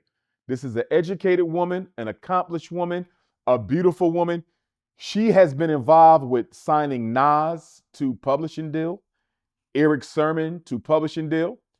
She was involved in the Whitney Houston album, My Love Is Your Love. She's a well-accomplished sister. Like, she ain't nothing to sneeze at. She knows her stuff, and she's helped a lot of artists, grow their careers. So the question becomes, why did you wait 22 years to sue L.A. Reid? Now, there is no specified amount of damages listed in the lawsuit, Art. According to the lawsuit, her attorney says an amount to be determined at trial. I don't know what that means. I'm not an attorney, but unlike everybody else, you see Tyler Perry's accusers. One is going for $77 million. Derek Dixon is going for $260 million. Sister Drew Dixon didn't name a price. Her lawyer says trial will determine this. So I don't know if that's a strategy and they do have an amount, or maybe they think it'll be better not to list an amount so this doesn't look like a money grab. Maybe she don't want to look like everybody else. Her and her lawyer know more than I do. Okay, so we're just going to have to see, Art, but she didn't put out an amount. However, whatever they're asking for must exceed 75,000 because in order for it to be a Fed case, from what I understand, a Fed civil case, the amount you're asking for has to be more than 75,000. And given who she was and given the amount of money that she may have lost because of L.A. Reid's alleged interference in her career, Art, you talking about some big dollars. You know what I mean? They going after big money. In fact, I would argue they going after more money than Will Smith's accuser. They're going after more money than T.D. Jake's accuser went after, because of course the case has been dropped. They're going after more money than Donnie McClurkin's accuser, and they're going after more money than Tyler Perry's accuser. She's going after some big bucks. Because if this is true, and he sabotaged her from working with all these elite artists, you have to look at all the albums she could have helped out, Art, and that could have went platinum and multi-platinum. And so we talking about some money here. And allegedly, L.A. Reid is worth no less than $500 million. No less than $500 million. You know what I mean? So she going after some money here. So with that being said, Art, let's talk about the two incidents. She claims that on two separate occasions, L.A. Reid went under her clothing and digitally penetrated her. And what that generally means, Art, is he inserted his fingers into her vagina on two separate occasions. She also claims that there were trips that the two of them took that she was led to believe would be trips that a team from the company would be going on. So in other words, she get on a plane thinking it's me, L.A. Reid, A&R, a couple other folks, a manager, road manager, whoever, and they get on the plane and it's just her and L.A. Reid. She said there was a retreat, I believe. She said there was a retreat that she thought it was a company retreat. And she got there and it was just L.A. Reid. And I think, Art, don't quote me, but if I'm not mistaken, both of these assaults of him digitally penetrating her under her clothing, both of these assaults. So according to Drew Dixon, Art, there were trips that were arranged that she was led to believe would be taken with an entire team from the record company. And when she got on the plane or showed up at the retreat or got to the hotel, it was just her and L.A. Reid. So she's basically saying he engineered these exclusive events to sexually violate her. And I believe the argument is on both of at least two of these trips, the one on the plane and I think in his car, is when he digitally penetrated her. Once on the plane, when she thought she wouldn't be alone with him anyway, and then again in his car, and I'm not sure if she knew she would be alone with him in the car or not. But obviously, if a man goes under a woman's clothing, allegedly, and puts his fingers, in her vagina, that is a major error. You know what I mean? That's a major fault. That's assault. But again, Art, why did we wait 22 years? And what evidence does she have that he did this? And I'm not doubting my sister at all, but these are just normal, relevant questions. What evidence do you have? You didn't call the police. I don't think she did. She could have, but I don't think she did, Art. You didn't call the police. Possibly you didn't. You didn't go to the doctor, or did she? Maybe she went to the hospital, Art. Maybe there's a medical paper trail. I don't know. But from what I've seen so far, she didn't call the police. She didn't go to the doctor. So how are you going to prove that he digitally penetrated you? So, and why did you bring suit 22 years later? So I think there could be some issue there. However, Art, like I said earlier, in 2017, L.A. Reid was accused of sexual harassment of his aide at Epic Records, and he resigned immediately. So there is some evidence that he's capable, allegedly, that he's capable of engaging in these type of offenses. I guess the question remains, how well can her attorney establish credibility of the accusations. Because again, Art, that was 22 years ago. So what evidence do we have from 22 years ago? And let me say this, Art, because she is using the New York Adult Survivors Act. We talked about this when we covered Cosby, Kelly, Combs, and Carter. We talked about this when we covered Cosby, Kelly, Combs, and Carter, how I told you, Art, that I felt that New York created the New York Adult Survivors Act, where you can sue somebody, not criminally, but in civil court for money, long after the statute of limitations have evaporated. You feel me on that? And so I believe they created that law to take down Sean Combs. I'm going to be honest with you, as I said before. But again, for this sister to be as educated as she was, waiting 22 years, it makes you wonder, Art, was there more to that relationship? Did she lead L.A. Reid on? You know, did she welcome some of this, kind of like what we saw with Derek Dixon and Mr. Rodriguez? Is going to trial. And so I'm looking forward to seeing, well, I don't want to say I'm looking forward to it because I'm sad we even here. You got a black man and a black woman who got to go in front of a white man's court to solve their issues. I'm not happy about that, Art, but we will see. The best thing going for L.A. Reid is it took her 22 years to say something. The best thing going for her is, number one, he has a previous history, allegedly.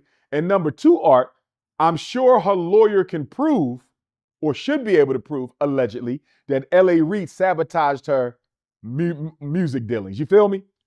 So, in fact, Art, you know where I think they win at on this? I don't think she gets the sexual assault part. It's kind of like Will Smith with Brian. I don't know if she gets the sex assault part, Art, but she will get the career sabotage.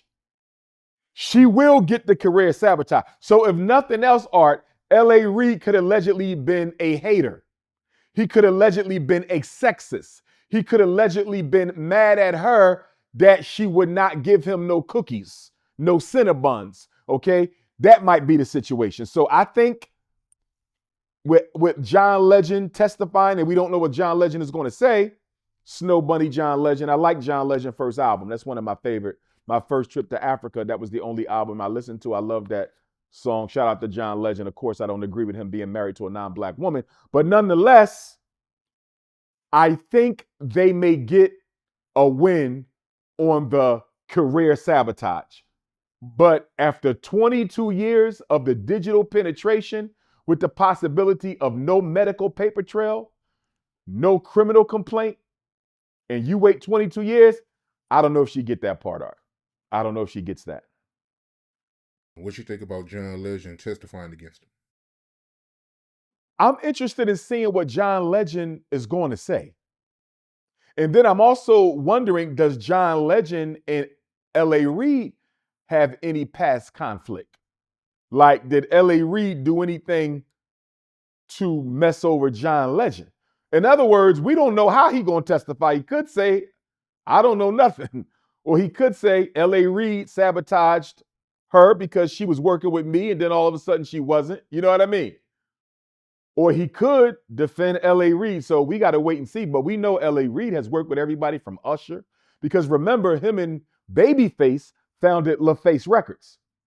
And then I think LaFace Records merged with Arista. And then that's how he became the president or the CEO or whatever. So he didn't work with Outkast. He didn't work with Usher, Whitney Houston, Culture Vulture, DJ Khaled, Future. Like I said, L.A. Reid is on the Mount Rushmore of music production. I just hope this ain't. Here's the thing, Art. All of these men, gay or straight, are making black men look bad. They're making us look bad if the allegations are true. Because now, Art, is so bad. You're getting like 5 of these a month.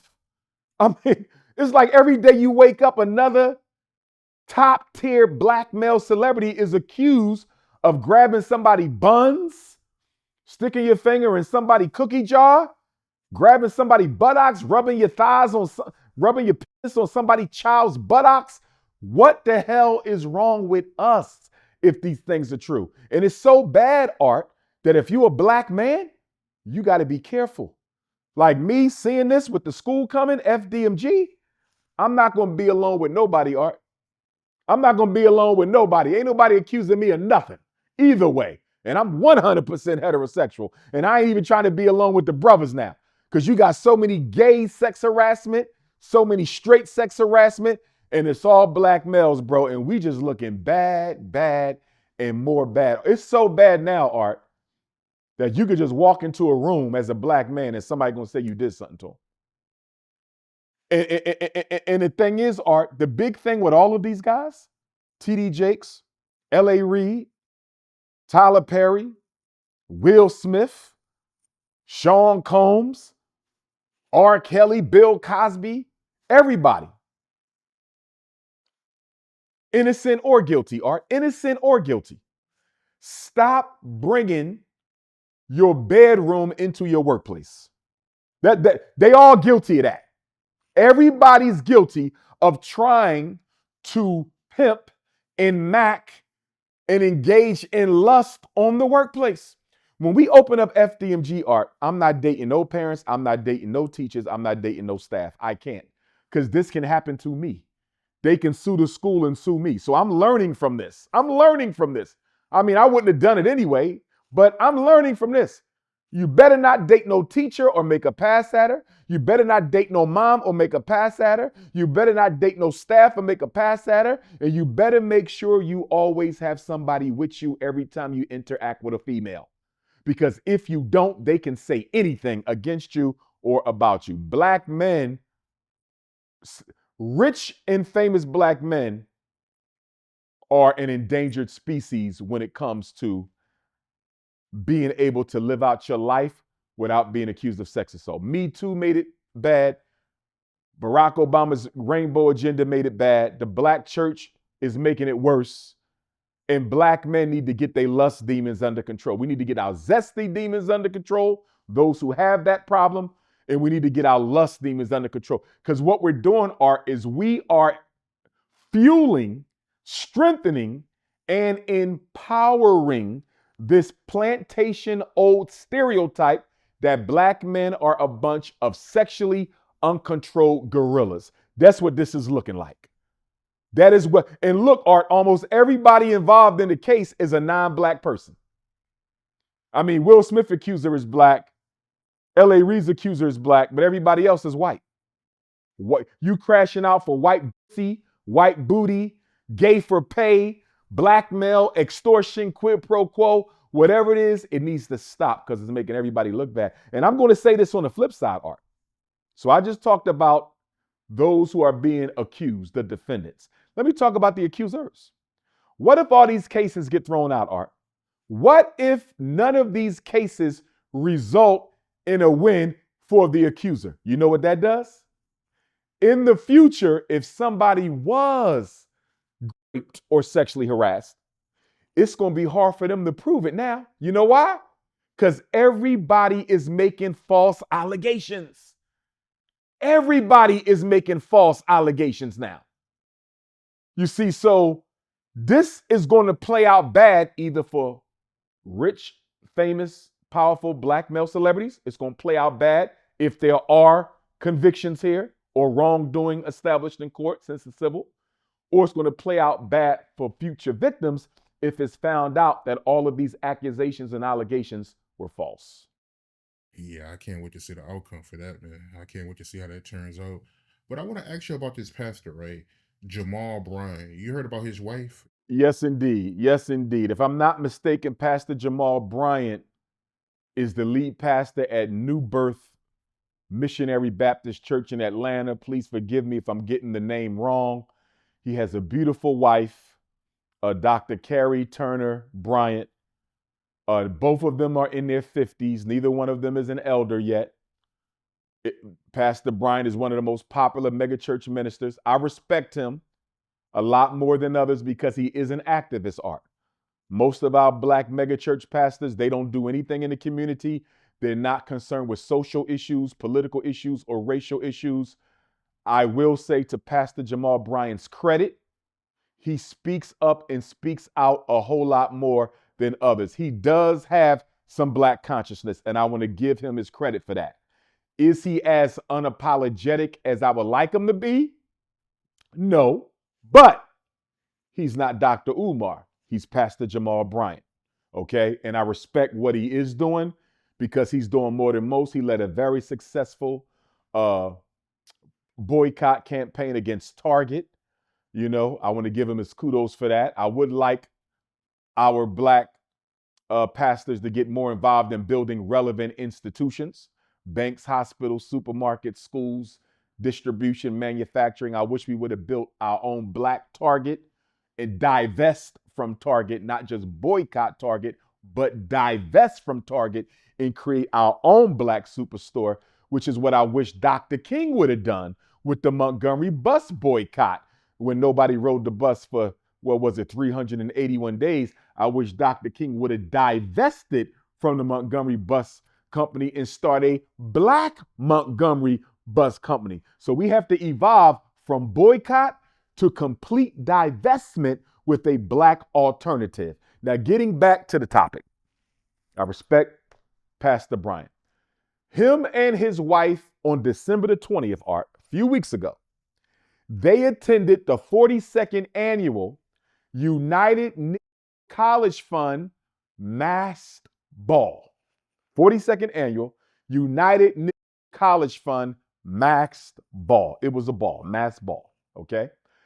Pastor Jamal Bryant purchased his wife a dress that appears to be see-through, but it's not. It has a flesh-colored inset, Art.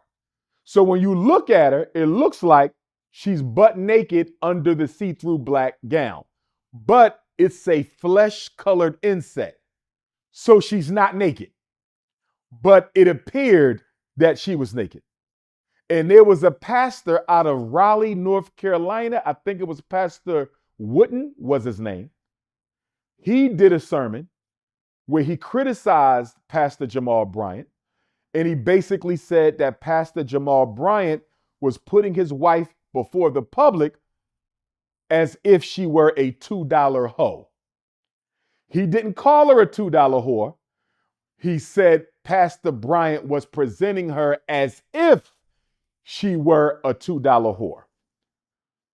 So, what does Dr. Umar think about this war between the pastors? Now, Pastor Jamal Bryant responded to the elder pastor down in Raleigh, North Carolina, and basically said he didn't think it was appropriate for the pastor to attack his wife like that. And the pastor responded and said, I didn't attack your wife. I'm speaking to you because you're the man of the cloth. You're the pastor of this mega church in Atlanta. You bought the dress. I'm not talking about my sister. I'm talking about you. Here's what I want to say, Art, because I respect both men. And I do respect Pastor Wooden because he's an old school, tell it like it is pastor.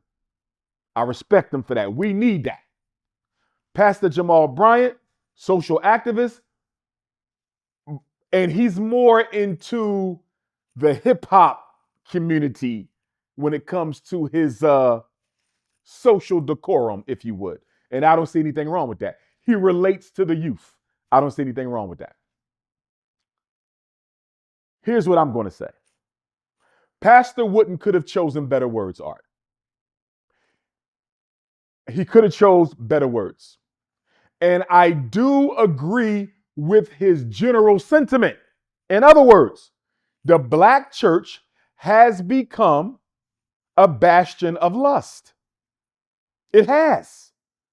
If you go into some of these churches, the women are dressed like they go into the club and nothing is being done about it. So I appreciate him speaking up about the sexual objectification of black women. They are sexually objectifying themselves in church. Our black women are doing it and our pastors aren't really doing much about it. So I'm glad he spoke to that.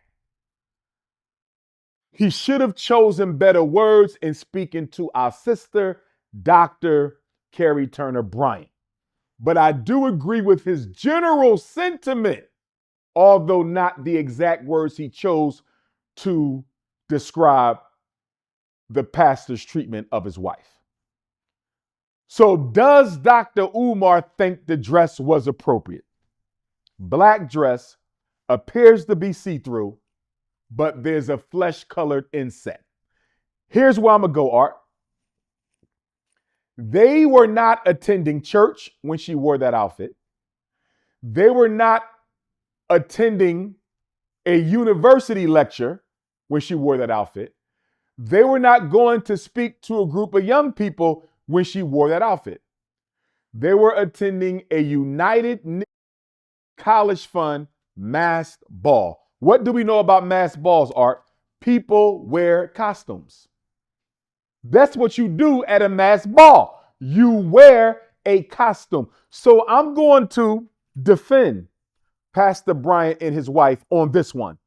For one reason, Art, where they were.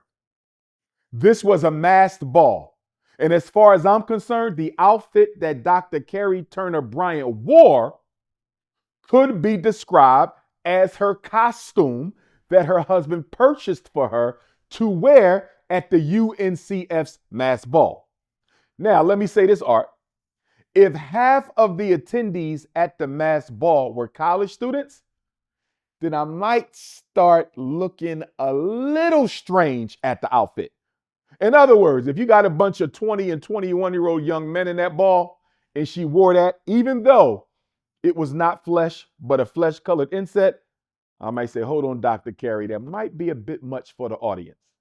Because she is kind of 5'5", thick in the thighs. She's a nice little curvy sister. Dr. Jamal Bryant likes some curvy like Dr. Umar. But anyway, to my knowledge, Art, these was all sophisticated, well-educated, middle-aged African Americans. In other words, this seemed like a elitist type of an audience. You follow what I'm saying? Like big donors. This seemed like a big donors type of event, Art. So you talking millionaires, doctors, lawyers. There were no children here, Art. I didn't see the room. But from what I know of the UNCF tradition when it comes to their fundraisers and this being a mass ball, I think this was a grown and sexy event. And if this was a grown and sexy event, and given the fact that it was a masked ball where people wear costumes, I will simply treat Dr. Carrie Turner Bryant's outfit as a costume and chalk it up to history. I will give them a pass on this. I would respectfully say to the pastor and to his beautiful wife, don't make this a regular occurrence, because the sexual objectification of Black women is a real thing, and the sexual objectification of Black women in the church is a real thing, and the dress code of Black women in the church is a real thing. And if Pastor Jamal Bryant is called to preach the word of the Lord, his wife has to also be a representative of that. And I believe she is. I just think they wanted to show up and show out one night. They wanted to turn up and turn out one night. And because it was a grown and sexy event at a masked ball, Art, I give them a pass on that. And I don't really see nothing wrong with it. If it becomes a recurring theme, then I'm going to have to start agreeing with Pastor Wooten down in Raleigh, North Carolina, and say a pastor's wife has no business dressing like that. But to me, Art, this seems to be like a one and done or a once in a while and done. Neither one of them are elders. They're both in their 50s, living their best life. They have a right to have a little fun too. I'm going to give them a pass on that. And I want to backtrack to a comment you made earlier. You called DJ Khaled a culture vulture? Yes, sir. And we might have spoke on this before. What is my definition of culture vulture? People who benefit themselves from Black culture and do not lend themselves to supporting the struggles of Black people. That's Eminem, that's Khaled, that's Vlad, that's Justin Timberlake, whoever you want to name. If you have made a relatively decent living off of Black culture, and yet you have never at all, in any consistent, relevant, or meaningful way, participated in the everyday struggle of black people, you are a culture vulture. And like I always say, Brother Art, everybody wants black people's rhythm and nobody wants our blues. Everybody wants to have fun with black culture until it's time to fight white supremacy. And, and I'm going to say this with respect to the Palestinian people because my wish is for them to receive justice. I don't like the genocide that's taking place over there. But one thing I would have to ask the Palestinian people are, respectfully, why are they expecting so many black people to stand up and fight for Palestine when they have not yet held DJ Khaled accountable at all? And I could be wrong, Art. Maybe they have. I haven't seen anything anywhere where the Palestinian people are condemning DJ Khaled for not saying one thing in support of what's happening to his people over there at the hands of the Israeli Zionists. I haven't heard anything. But yet they are all over the internet bullying and harassing black celebrities, black organizers, black influencers, black scholars, including myself. I've been harassed and called racially derogatory names by Palestinians in my inbox for not being vocal about the Palestinian movement when here's a Palestinian American in DJ Khaled. This man is a multi-millionaire. He's done nothing for the Palestinian people with regard to this crisis. And I haven't heard the Palestinians say one word. So to me, if they are not holding him accountable, giving him a pass as a Palestinian, but you expecting black people to fight for you, but DJ Khaled, one of your own, doesn't have to, that is complete hypocrisy. If it's true, that is complete hypocrisy. And I'll say what I always say, Art. I wish well for the Palestinian people. But if you think I'm crying Palestinian tears before I cry Congolese tears, if you think I'm crying Palestinian tears before I cry Haitian tears, if you think I'm crying Palestinian tears before I cry Sudanese tears and South Sudanese tears and Ethiopian tears and Somali tears, I ain't crying for nobody until Africa and African people are free. Because those people don't cry for us. I ain't seen nothing in Palestine for Congo. I ain't seen nothing in Palestine for Somalia. I ain't seen nothing in Palestine for Haiti or Ethiopia. But we supposed to cry for you. Black people better stop being the protest slaves of every other group. I am sick and tired of black people being the automatic protest slaves for every other group. We are expected to fight for everybody else. And nobody is expected to fight for us. So I want to make it clear to red people, yellow people, brown people, white people, I want what's best for you. But don't come to me asking for no support beyond moral support. If there's any crying from Dr. Umar, it will be done for Africa and African people only until we are free. So you don't like DJ Khaled? You feel like he's a culture vulture? Who else do you got an issue with where you feel like they are culture vulture? I mean, I don't have anything personal with any of them. Everything for me is political. I don't really follow white artists. I know Vlad because I interviewed once on his show. I know Khaled because he's kind of out there a little bit. You can see him. Eminem, obviously, because you got so many rappers who think he's Black Jesus to them, right? Justin Timberlake because he's well known. But, I don't have anything personal against them guys.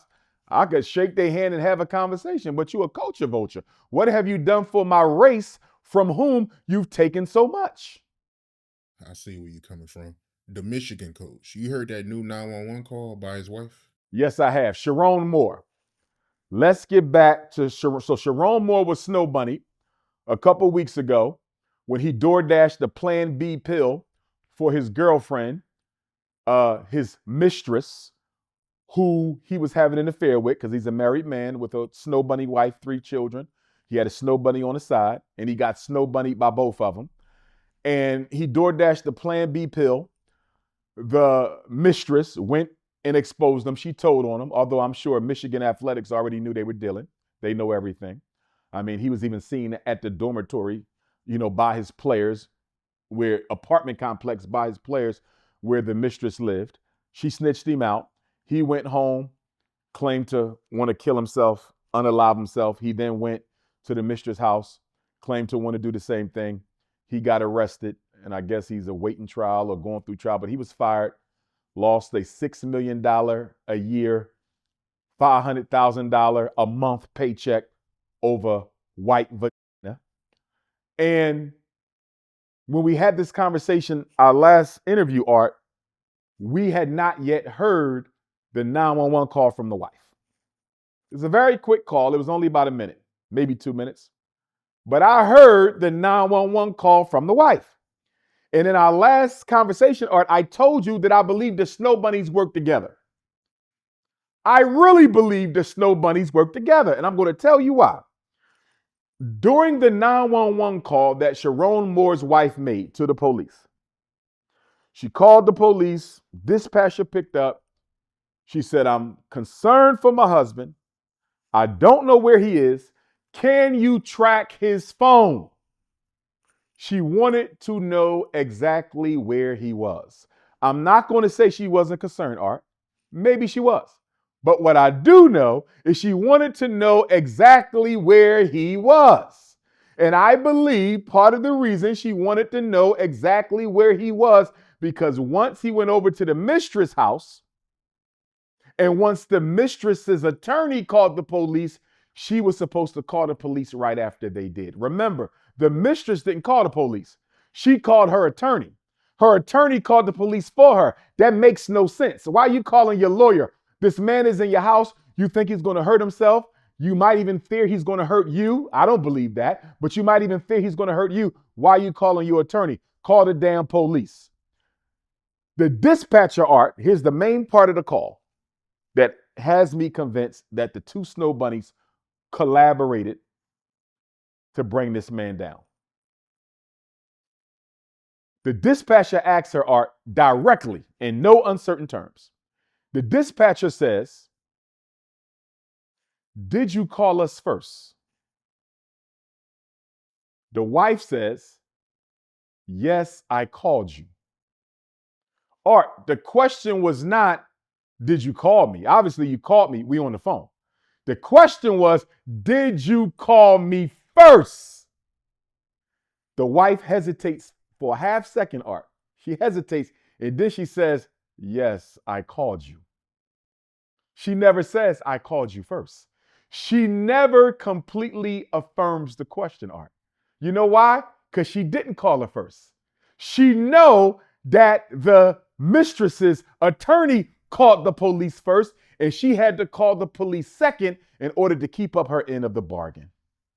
Now, I know they still married right now. They might stay married, but I bet you she's thinking about leaving him. And that's why she had to call the police too, to establish a trail of events. Those two snow bunnies work together.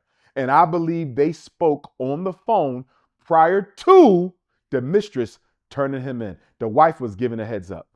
She hesitated, Art. "Did you call us first?" Yes, I called you. It's only a little piece of information, Art, but as far as I'm concerned, it's more than enough information to substantiate my earlier claim that the two of them work together. They knew that that was going down that day, and the two snow bunnies prepared for it. So you feel like he got lined up? They lined them up. They both got tired of being cheated on and used. And I'm going to tell you right now, if that mistress called the wife, Art, and said, "I'm pregnant," or "I think I'm pregnant," if she called that snow bunny wife and said, "I'm pregnant," or "I think I'm pregnant," I'm telling you the snow bunny probably said, "Go ahead and turn him in." And some people are saying, well, then she loses out too. That man probably got insurance. He's still got money that he's already made. She probably come from a family that has money. She's still going to get child support and alimony because he's going to rebound from this, Art. He'll be coaching another Division I team in a couple years. Remember, Art, Snow bunnies play the long game. They don't play the short game. Black women play the short game. Snow bunnies play the long game.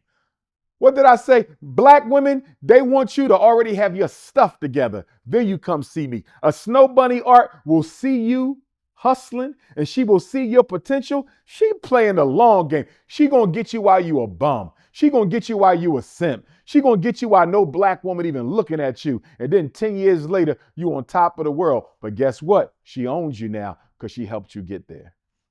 Tichina Arnold, she did an interview with Dion Cole that went viral where she revealed that during the first season of Martin, black women in a live audience made Tisha Campbell cry because they didn't like the fact that Martin had a light-skinned girlfriend.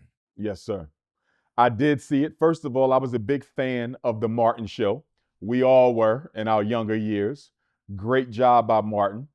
You know, I would probably still put Fresh Prince first, Martin second, or maybe put him. I'm gonna tie him. I'm gonna tie him.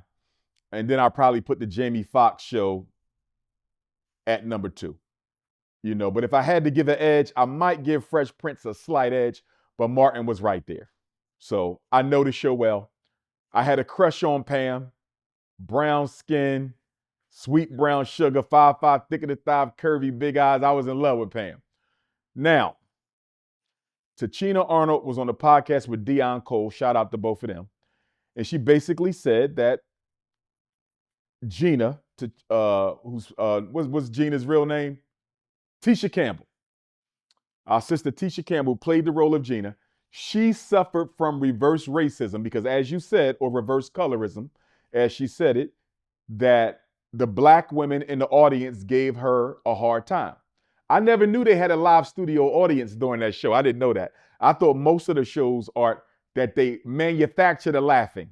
Because in a lot of shows they manufacture. So they actually had a real studio audience. I didn't know that. That just adds to the power of the Martin sitcom. But anyway, she said the women gave Gina, Tisha Campbell, a hard time. They wouldn't laugh at her jokes. She said there were times when Tisha Campbell would cry, you know, that it was hard for her. And I can understand that. And she did a great job on that show like everybody else. Rest in peace to Tommy. I got a chance to meet him at a play he did here in Philadelphia at the Merriam Theater many years ago. Rest in peace to him. And Cole, funny brother, man. I just love the show. But anyhow, she said that the sisters didn't want Martin with the light-skinned girl. Art, I'm going to tell you this, and I'm putting on both my activist hat and my psychologist hat. If you are at either end of the color scheme in Black America, you are at risk for being ostracized. If you are very bright or very dark, if you're in the middle, you're pretty much neutral and okay. You don't get picked on for being tan. You don't get picked on for being light brown. You don't get picked on for being medium brown. But once you get to that dark brown, and once you get to that lemonade and that pina colada and that buttercream and that white chocolate complexion that Sister Gina had, Tisha Campbell, you are at risk for being picked on. I know what Tichina Arnold said can be true. I wasn't in the studio audience for Martin, but I'm in Black America like we all are. And light-skinned women do get ostracized if they're super bright. Just like dark-skinned women get ostracized if they're super dark. Now, my issue is not with my sister Tichina Arnold.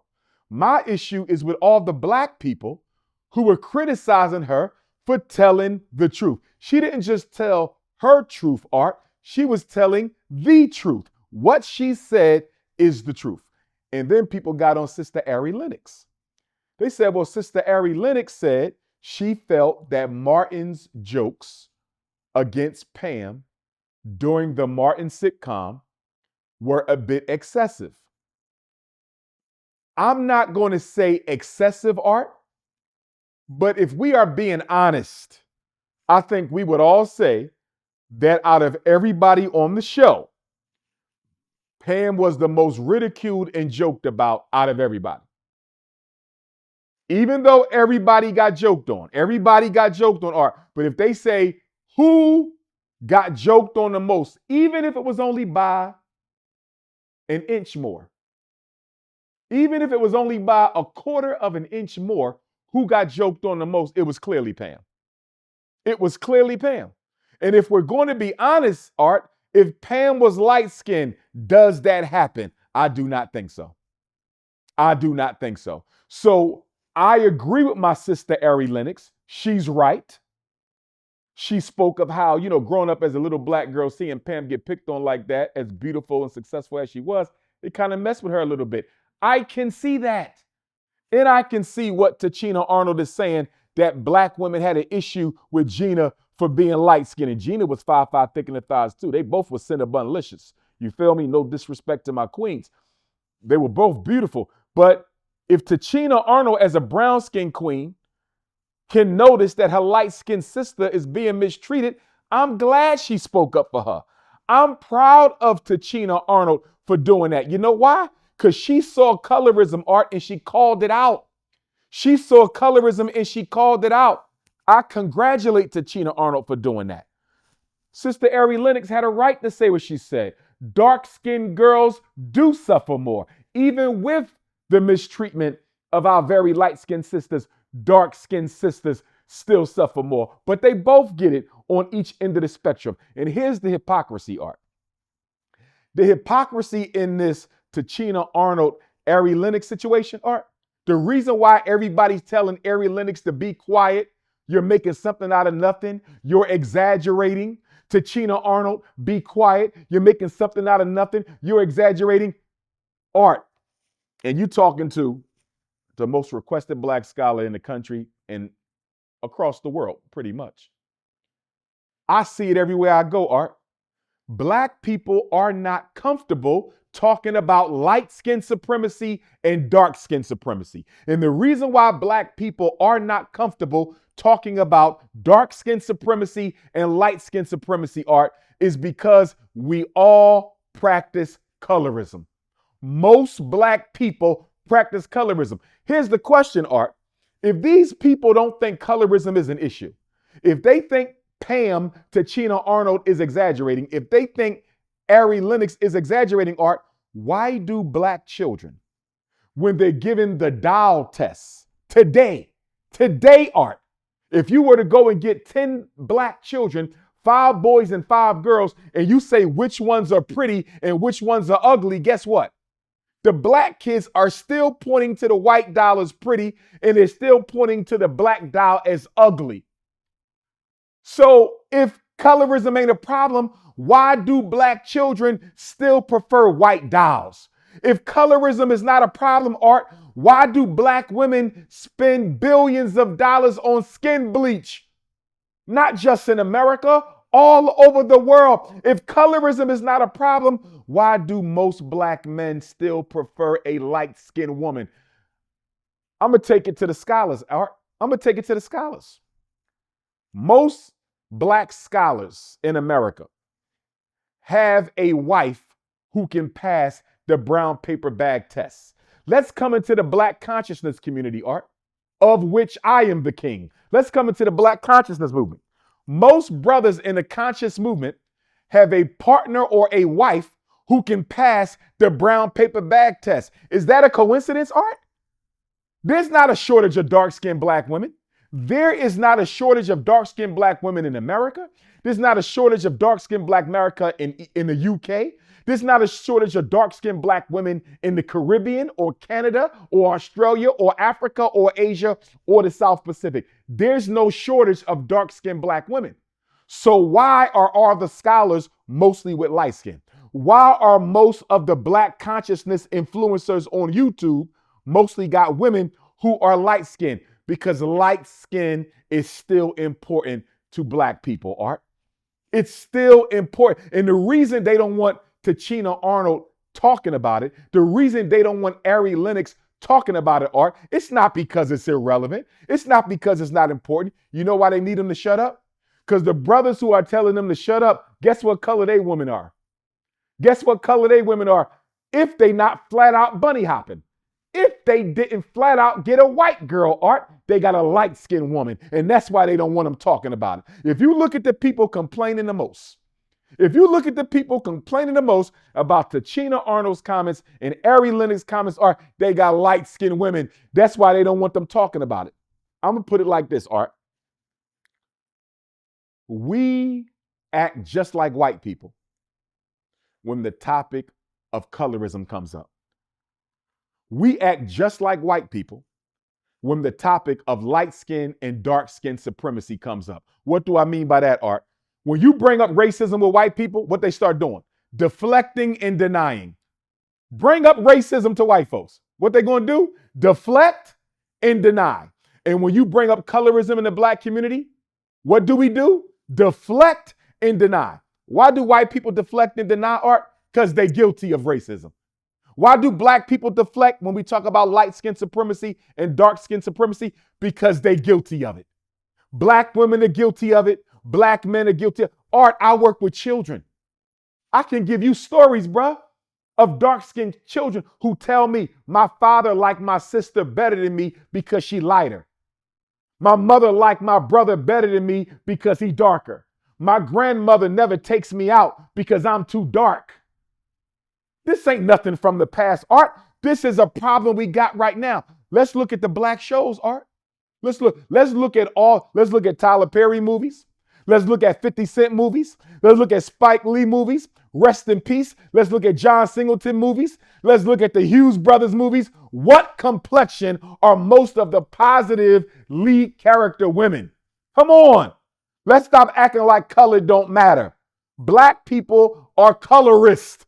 We were taught it on the plantation, and we can't deal with it even now, Art, because we're guilty of it. Let's go to the black church. If you go to all the mega churches, Art, across the country, 75% of their women are light skinned. Now, am I going to say everybody chose their wife or husband for color? I'm not saying that. Am I going to say Pastor Jamal Bryant married Dr. Carrie Turner Bryant because she light? No. I've dated light-skinned women because I like the woman. But if you look at the women Dr. Umar have dated over my life, Art, you're going to see a balance. You're going to see chocolate. You're going to see butter almonds and butter pecans. And you're going to see fudges. You're going to see buttercream. You're going to see butterscotch. You're going to see white chocolate. If you looked at the women I've dated, you will see balance. But if you go to a lot of brothers, you ain't going to see no balance. All of them were lighted in a brown paper bag. All of them were lighted. Look at our athletes. Look at our NBA players. Look at our NFL players. Leave Tichina Arnold alone, Sister Tichina Arnold, Pam. Leave Ari Lennox alone. I'm glad them sisters had the courage to challenge and expose and hold Black America accountable for our colorism. Well said, man. Well said. Stephen A., how you feel about his response to the woman getting killed by the ICE agent? Yes, sir. First of all, I want to say apologies, condolences to that woman's family. Renee Cooke, I think the name is.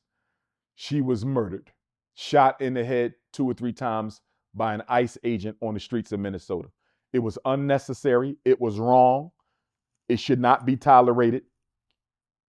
And my heart goes out to her family. Yes, she was a white woman, but she was a human being, and that should have never happened to her. Now, of course, if she was Black, we're not even having this conversation because it probably doesn't even make the news. We know that. But be that as it may, she was a human being. She lost her life, and maybe because it happened to her, and I wish it didn't, now maybe we can have the conversation about the excessive force that Donald Trump's ICE stormtrooper agents are employing against U.S. citizens. So, Art, from what I saw on that video, it appeared that she was about to turn her car around or whatever. 2 ICE stormtroopers approached her. When the stormtroopers approached her, I don't know what they said, get out the car, where you going, whatever the case may be. One was standing in front, one was standing at her driver's side window. For whatever reason, Miss Renee Cooke decided to drive off. Okay? And when she did that, the officer who was standing in front moved to the side. And I believe that he was the one who drew his weapon and executed her, shot her right in the head. There's a question, Art, that I need Donald Trump to answer. Because Donald Trump, as the president of the United States, is the chief law enforcement officer in this country.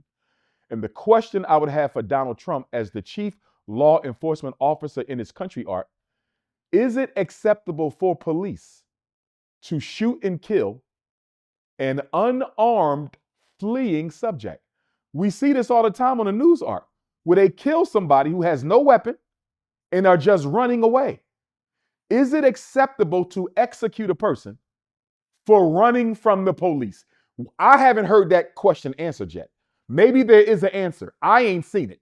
And I've been asking for years. So if there's any police officers out there, lawyers out there, please tell me if it's acceptable for police to shoot and kill an obviously unarmed person fleeing from a scene.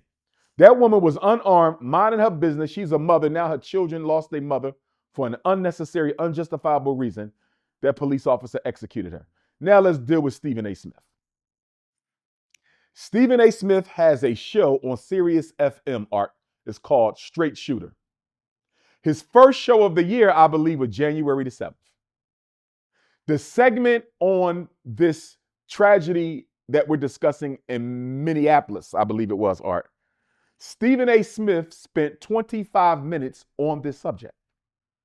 And white America and the white media and even some in Black America reduced Stephen A. Smith's 25-minute subject art session, seminar, to 4 words. He was completely justified. That's all they heard. Art, I watched most of Stephen A.'s session dealing with this topic. Stephen A. said, I saw what happened, and I'm paraphrasing. I saw what happened, and I'm going to tell you right now, he's not going to be prosecuted. He said, according to the letter of the law, he may not have done anything wrong according to the letter of the law. The very next sentence, Art, not 10 minutes later, not 15 minutes later, the very next sentence, Stephen A. Smith said, with that being said, from a humanitarian perspective, why did you have to do that? This is what Stephen A. said. Why did you have to do? Why couldn't you have shot the tires on the car? Stephen A. said this didn't have to happen. And then he went on TV and clarified and debated whether or not that woman needed to be shot by people who defended ICE. And yet the New York Post, YouTubian struggle streamer from the Black community, and white media who simply are jealous of Stephen A's success or don't like Stephen A for whatever reason, they're reducing a 25-minute segment, Art. A 25-minute segment down to 2 words when Stephen A. Smith said he was completely justified. But they took out everything else he said. Right after he said that, Art, he said, from a humanitarian perspective, this didn't have to happen. Why did you have to shoot her? Stephen A. Smith said she didn't have to die. And don't get me wrong, Art, I'm critical of Stephen A. when he says things against the Black community or against Black athletes.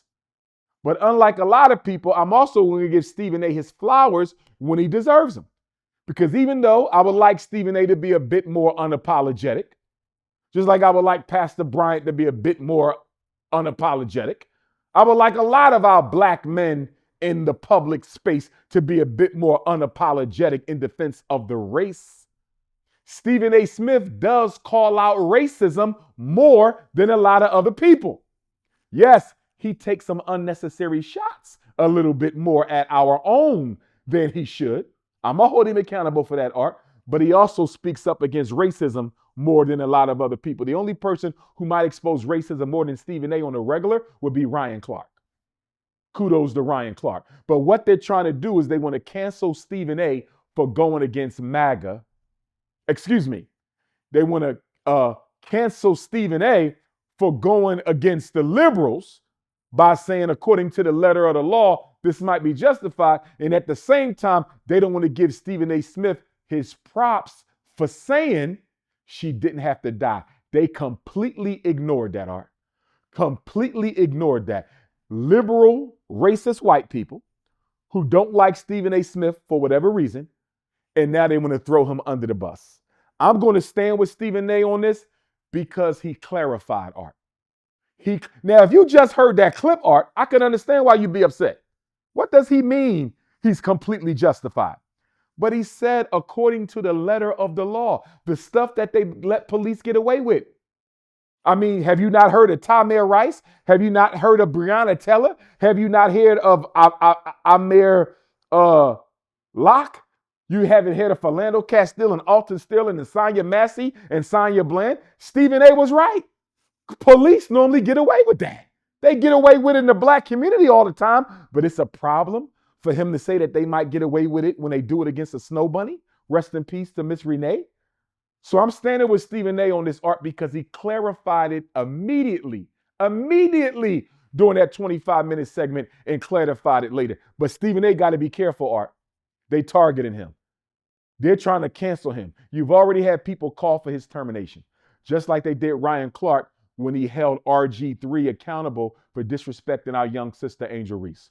So Stephen A., pick your words a little bit more carefully. I don't have to tell you that. He's intelligent. He's articulate. But this is wrong because he clarified his position. And for black people and white people to take Stephen A.'s words out of context, Art, they was wrong. I saw the whole thing, most of it. Stephen A. was right, Art. He clarified his position. Legally, they're going to get away with it. From a humanitarian perspective, she did not have to die. I stand with Stephen A. on this. The Somalis in Minnesota, how you feel about the fraud cases? Yes, sir. Wow. First of all, I want to let my Somali African brothers and sisters know that I stand in solidarity with them.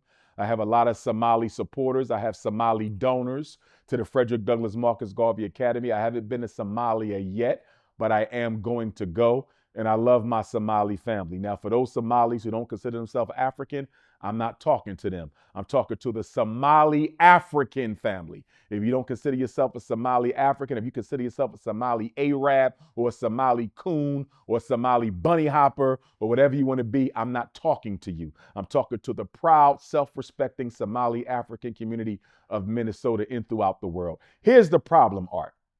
Here's the problem. There is a white woman in Minnesota who is responsible for a $250 million free food program that was subsidized by the federal government to a tune of $250 million. She scammed the feds out of $250 million in a free food program. She was supposed to be taking food to after-school programs and other programs that feed the children, the hungry, whatever the case may be, Art. And they were not doing that. They were filling out meal vouchers, fake meal vouchers, and they were getting kickbacks from the companies who they should have been giving the food to for completing these fake meal vouchers and invoices. So the whole thing was a scam. The queen is a Caucasian. The problem is her network was Somali. 75 Somalis, Art, approximately 75 Somalis were involved in this pyramid scheme scam with the $250 million federal grant. You with me so far? Fall in. Now, the problem, Art, is Donald Trump, because he has an issue with African people generally, and African immigrants in particular. He's making a big deal out of this because it confirms his fears around immigrants, African immigrants. He don't say nothing about the white ones. And so you got these 75 Somali brothers and sisters who are probably going to end up going to jail for a long time, federal court, because they got caught up in this racket with this white woman. Art, I'm almost willing to bet you they might get more time than she does. I'm almost willing to bet you the 75 Somali brothers and sisters caught up in this may get more time than the snow bunny. And for the white people who says, Dr. Umar, why should you care? They broke the law. Didn't Brett Favre break the law? Didn't Brett Favre allegedly misappropriate millions of dollars in state funding or federal funding in Mississippi? And Brett Favre ain't do a day in jail, if I'm not mistaken. So if Brett Favre can get away with misappropriation of state and federal funds, so can my Somali African brothers and sisters. Until you hold Brett Favre accountable for what he did, Don't talk to me about the Somalis. But having said that, let me say this, Art. I don't like it. I don't like how it looks on a Somali African family because I know they are a self-respecting, honorable community. I don't like how it looks on the Black African race. And I don't like the fact, Art, that they're going to use this to cut federal programming for people who need it. The saddest thing about this Minnesota scam, Art, they're going to use this.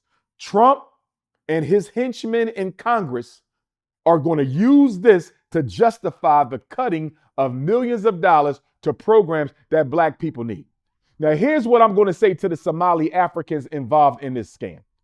It's only 75, Art. You got millions of Somali immigrants, so we can't reduce the whole people down to 75. But if I were talking to them, Art, I would ask them one question. What makes you think you're going to get away with this in Minnesota? Minnesota is 76% white. It only has 7% Black people. So you're not only scamming federal money, Art, you're scamming it from white folks. You're not in Chicago scamming it from Black folks. You're not in Baltimore scamming it from Black folks.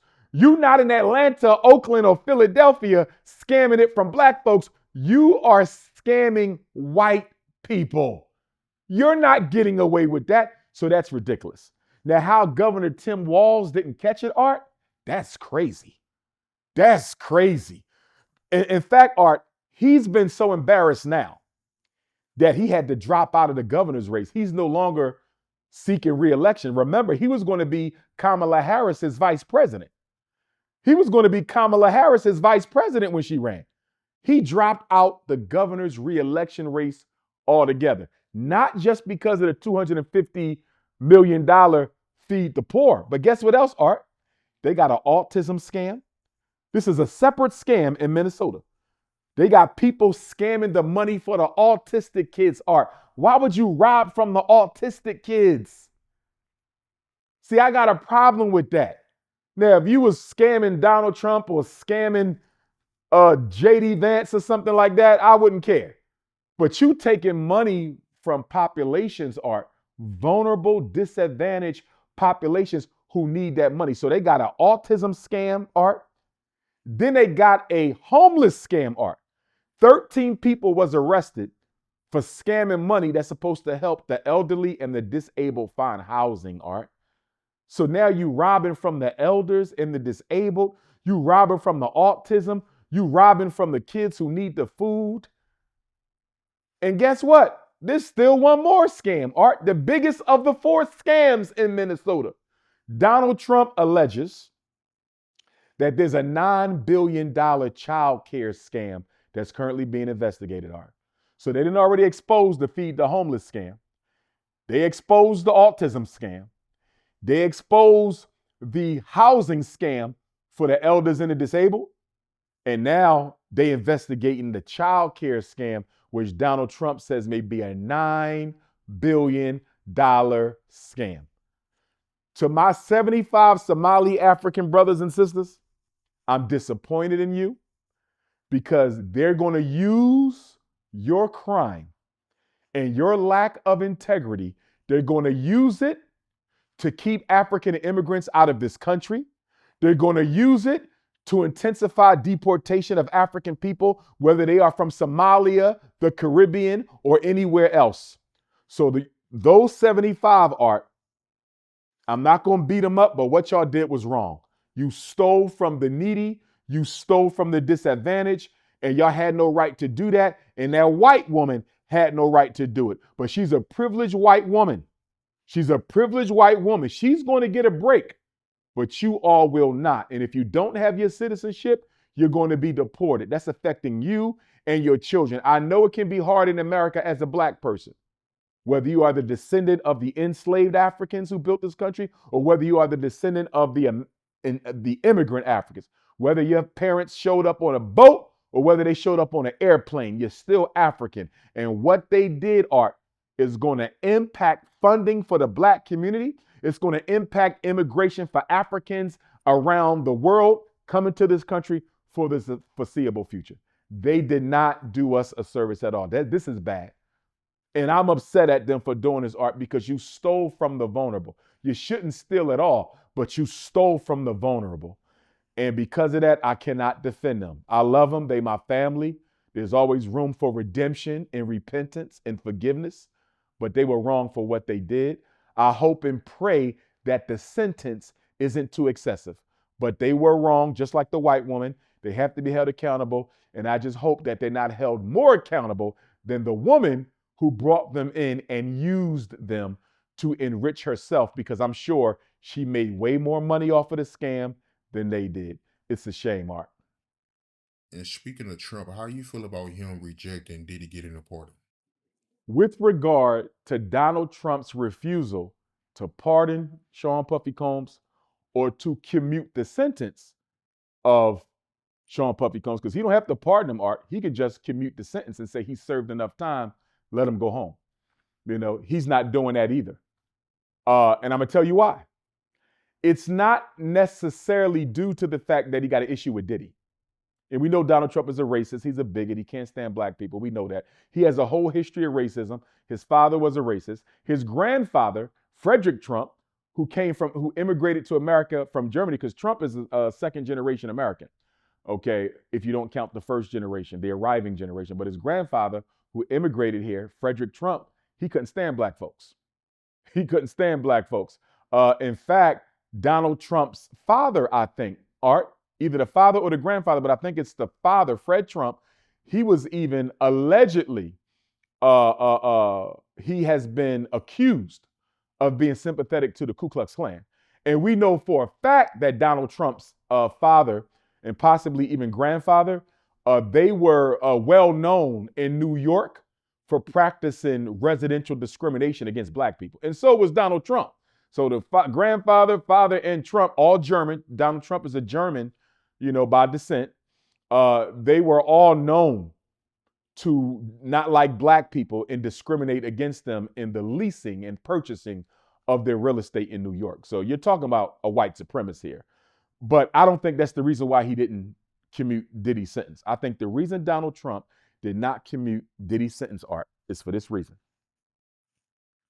As I told you before, Donald Trump is a crash dummy for the Zionists. Israel is the capital of the United States of America. Let me say this again. Donald Trump is a crash dummy for the Zionists. Israel is the capital of the United States of America.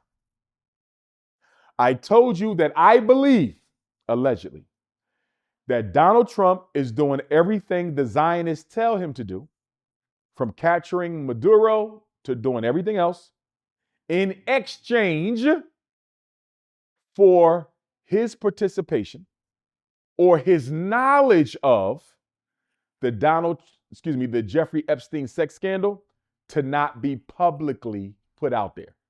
Trump is in those papers, Art, but they're protecting him as long as he does what they tell him to do. If Donald Trump tries to buck the Zionists, I promise you, he gets impeached, he gets convicted, he gets disgraced, and he'll go to jail for probably the rest of his natural life. Donald Trump is under arrest by the Zionists. And the only way he can avoid jail time is by doing what they tell him to do. If he lets Diddy out of jail, Art, it looks like he is sympathetic to sexual predators. And if you're sympathetic to Sean Combs, you might be sympathetic to Jeffrey Epstein. Now, don't get me wrong, Art. Sean Combs has not been accused of doing anything with no children. I want to be clear about that. Everything Puff did, he did with adults, and I would argue he did it willingly, which is why he's only been convicted of interstate sex traffic, the Mann Act, created to bring down black men. Started with Jack Johnson, heavyweight boxing champion. So you have to understand, Art, that since 1970, Donald Trump has been accused of sexual harassment by at least 24 different women. 24 or more women, Art. So this is over 24 women who have accused Donald Trump of sexual harassment since 1970. Remember, before his second debate with Hillary Clinton for the presidency, right before his second debate with Hillary Clinton for the presidency, Donald Trump was caught on tape saying, what, Art? They want you to do it to him. When you have power and you famous, you can do whatever you want. You can go right up to them and grab their vagina. Donald Trump was recorded saying this on tape. He just paid a woman in 2023, Art, $5 million for sexual harassment. Now, to be honest, he was not found guilty of groping her, though. That don't mean he didn't. It means the civil jury did not feel that she established enough evidence that Donald Trump had in fact raped her. But they did feel she had established enough evidence to prove sexual harassment. He paid her $5 million. So, Art, do you really think with the Jeffrey Epstein files floating around, do you really think with the Zionists who got Donald Trump in a headlock right now, you really think he wants to pardon somebody whose case is as popular and prevalent as a Sean Combs? That would make him look like he's sympathetic to predators and not to their victims.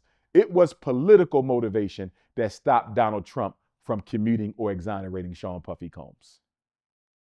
He can't afford that, bro. Donald Trump is paranoid, Art. Why you think you saw him on camera the other day? Did you see him when he pushed Netanyahu's chair in? Did you see that? You don't ever see Trump. When you ever see Donald Trump humble in front of anybody? You've never seen. This is the first time I've seen Donald Trump humble himself in the presence of another man, and he humbled himself in the presence of Benjamin Netanyahu. Pushed the man chair in, walked away from him. You would think he was the president of the United States, not Trump, because they got him in a headlock, Art. That's what the Zionists do. They blackmail you and make you do what they want you to do. That was Jeffrey Epstein's assignment. Epstein was he was Israeli Secret Service Mossad. He was sent over here to do what? Get blackmail on every major politician, entertainer, and businessman, black or white, Art. Black or white. And if you don't do what we tell you to do, guess what happens to you? It's how they run the world, brother. I want you to speak on this. I saw you speaking at the expo where you revealed that they're recycling prison food and putting it in the schools. Is that true? Yes, sir. It is an absolute fact, brother. It isn't. What are the two largest state-run institutions in any state? Education and incarceration. Those are the two largest functions of any state, Art. Incarceration and education. Most state departments of education, Art, employ more people than the state government. Most state departments of incarceration employ more people than state government. So when you talk about state control, there's no bigger control than schools and jails. So ask yourself a question, Art. If I got to feed all these black inmates and I got to feed all these black children, why would I get the food from two different sources? I want to save money, right? I don't care about the inmates and I don't care about the kids either. So guess what they do, Art? The food that is left over from the prisons, they send it to the schools. If anybody don't believe me, go do your research. Some states may have changed the way they do business, Art. But the last time I checked, which would probably be about 5 to 7 years ago, most states in the United States of America use the same food that they use to feed the inmates, to feed the public school children, especially the black public school children. The white public school children probably get better food. You feel me on that? I know that because I'm going to tell you, when I did testing inside of Kobe Bryant's high school. I was part of a class action lawsuit where I testified as an expert certified school psychologist witness. The lunch that they ate at Kobe Bryant's high school, Art, one of the most expensive public high schools in the country. School District of Philadelphia kids ain't never see that quality of food. So I know there's differences. So when I talk about The public school kids are eating the leftovers from jail. Let me clarify, Art. The black public school children, okay? The black public school children are eating the leftovers from the jail. And there was one report I read, Art. They said when the food gets old, they are known to put a new expiration date on the food that comes from the prison, and they will give our children spoiled food for lunch, Art.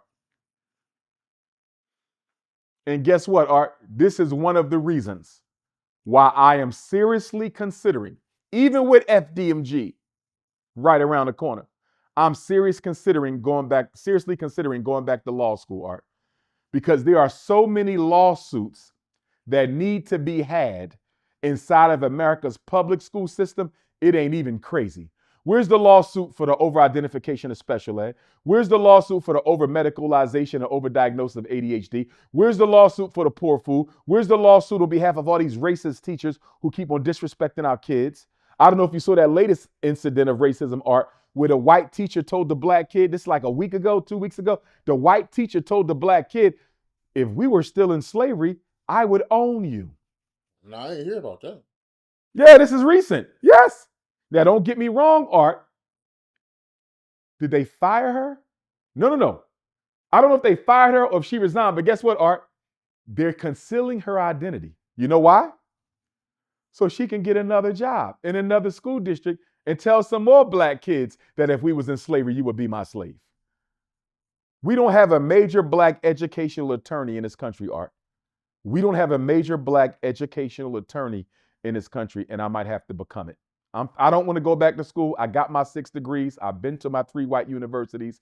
I'm done, but I might have to do this one for the people. I'm still praying on it. Have you heard about, Michael B. Jordan get a snub? It's a lot of people that feel like he should have won the best actor at the Critics' Choice Awards, but they feel like he got snubbed. I agree. I believe that Michael B. Jordan was snubbed from the Best Actor Award at the 31st Annual Critics' Choice Awards. Michael B. Jordan was nominated for Sinners. And it was Leonardo DiCaprio was also nominated for The Harder They Fall, I think the name is the movie. You had a couple big name actors nominated. But clearly, Sinners was the most successful of those movies. And I personally believe Michael B. Jordan did the best job of all the lead actors in those movies. But they gave it to Kylie Jenner's boyfriend. Art, this was not about Best Actor. This was the Kardashian effect. That's what this was. They gave the award to a gentleman by the name of Timothée Chalamet. Much respect to him. I didn't watch the movie Marty Supreme, but I'm going to go watch it. I'm going to go watch it and do a better comparison analysis of his acting job versus Michael B. But congratulations to the young man. Congratulations to the young man. He won the award. But he got the award because he's Kylie Jenner's boyfriend, Art. And the reason he got the award because he's Kylie Jenner's boyfriend, Kylie Jenner is the 5th most followed person on Instagram. Let me say that again. This was politics, Art. Kylie Jenner is the 5th most followed person on Instagram.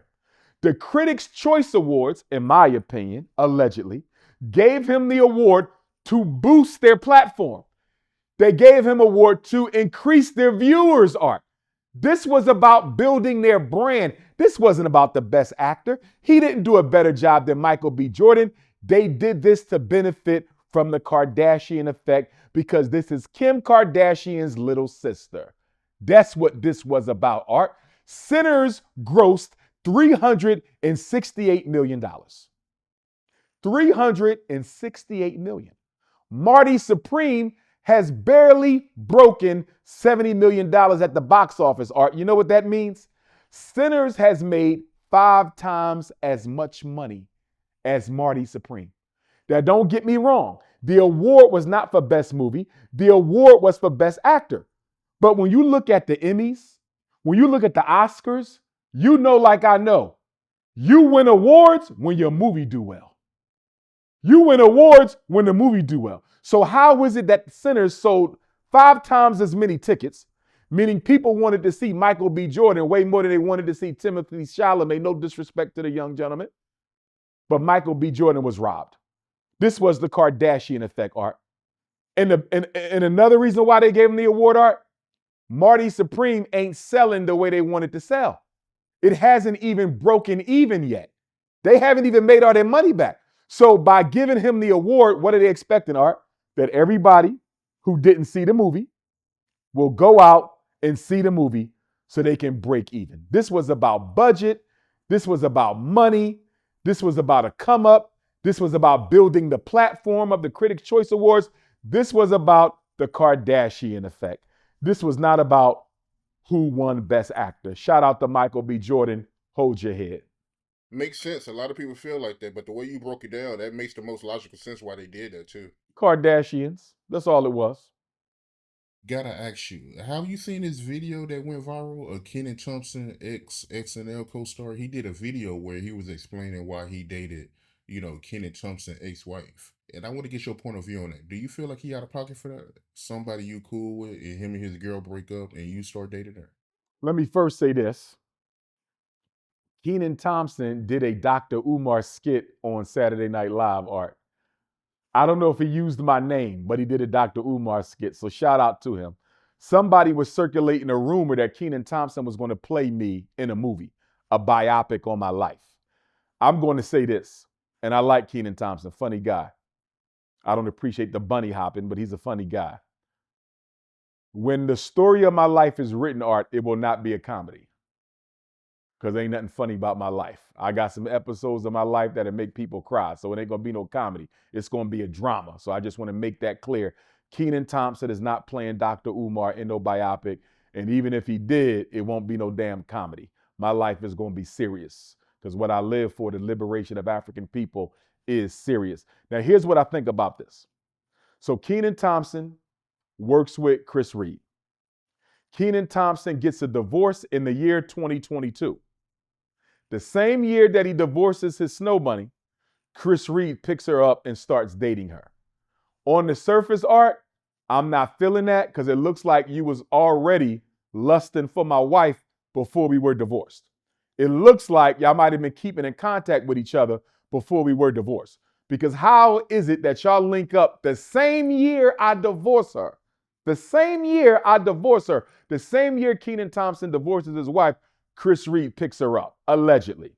Now, reports say Kenan Thompson don't care. They say he's not bothered by that. I don't know how much I believe that, okay? But with that being said, Art, I'm going to say this. I'm not going to say the brother is wrong, and I'm definitely not going to say the brother is right. I need more information. Number one, was Chris and Kenan purely co-workers or were they friends? And only they can answer these questions. Were y'all purely co-workers or were they friends? If they were co-workers, Art, no harm, no foul. If this was a purely business relationship, we just work together. That's it. No harm, no foul. It's still a little too close for comfort for me, but no harm, no foul. If they were friends, now we're getting into a gray area. And if they were friends, were they just buddies or were they good friends? If they were buddies, I would say you still got to go to him and get his blessing. In my opinion, Art, it's about the honor code. It's about if you think this is not a wrong thing for you to do, go and tell him and get his permission first. Because y'all had a friendship. If y'all were close friends, Art, it's absolutely off limits if y'all were close friends. Because here's the thing, Art, if me and you are close friends, not even best friends, close. If I date your ex, knowing that that's going to affect our relationship, that means her and her vagina is more important to me than the relationship we have. You see that? I've been your friend for 20 years, Art, hypothetically. I've been your friend for 20 years. You divorce your wife. I pick her up within months of the divorce, and we were good friends. And I say, I don't ask you, I tell you, I'm dating your ex. That means that I'm putting her and her vagina over the 20-year relationship we had as brothers. You feel me?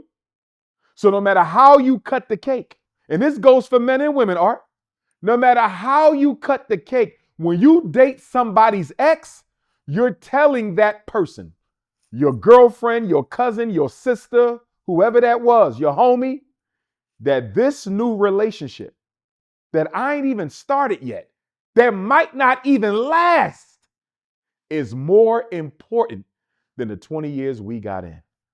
So is he wrong? It depends on the quality and nature of their relationship. If they were close, he had no business doing it. If they were somewhat close, he should have got that man's blessing.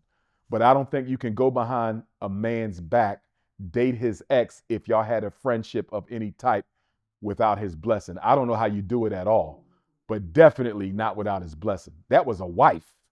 That wasn't a jump off. That wasn't a fling. That wasn't a girlfriend. That was his wife. So depending on the nature of the relationship, there should have been some communication between the two men involved. And the timing was very suspect. The same year, Art? The same year? I'm not going to throw him under the bus. I'm just going to say it ain't looking right from the outside. And my thing is, why do you want somebody's leftovers? Here we go again, Art. Snow bunny leftovers. What did I tell you? The only white women that black men can get are the white women that other white men don't want. Tiger Woods, excuse me. Tiger Woods is dating Donald Trump Jr.'s ex. Tiger Woods, you a billionaire. What do you need Donald Trump Jr.'s ex-wife for? Chris Reed, why do you need Kenan Thompson's ex-wife? What is it about this snow bunny shit that I'm not understanding? It's out of control. I'm about to start a used snow bunny leasing company, Art. Since black men are in love with leftover white women, I need to start renting some out and making some money because this don't make no sense. All these beautiful black women out here, and you want to get a white woman that somebody else just divorced. That don't make no sense. That don't make no sense. And black men love to do it. Insane. Absolutely insane. Crazy, man. But I want to ask you about T.I., right? He made some comments that went viral. He said that the church is a business, and he compares it to a Broadway show. How you feel about him saying that? T.I. is correct. Shout out to T.I., one of the few conscious rappers we got out there. I agree with T.I. The church is a business. When you go to these mega churches and medium-sized churches, they ask you for your tax return. They ask you for your pay stub. They tell you how much you're going to pay. Oh, yeah. You didn't know that? They asking for tax returns? Yes, sir. The mega church, Art, you don't just show up every Sunday in there. You got to join as a member, and they need to see your tax returns. If you ain't got a tax return, they need to see your pay stub so they can tell you how much tithes you are due to the church. Yes, sir. They got a building fund. They got a pastor fund. They got a this fund. They got a that fund. They don't have a build a hospital fund, though. They don't have a build an independent school fund. They don't have to build a bank fund. They ain't got to build a supermarket fund. They don't have to build homes for the single homeless black mothers fund. They don't have to build homes for the elderly fund.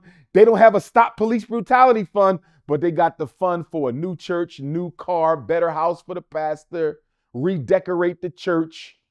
Complete nonsense. It is a business.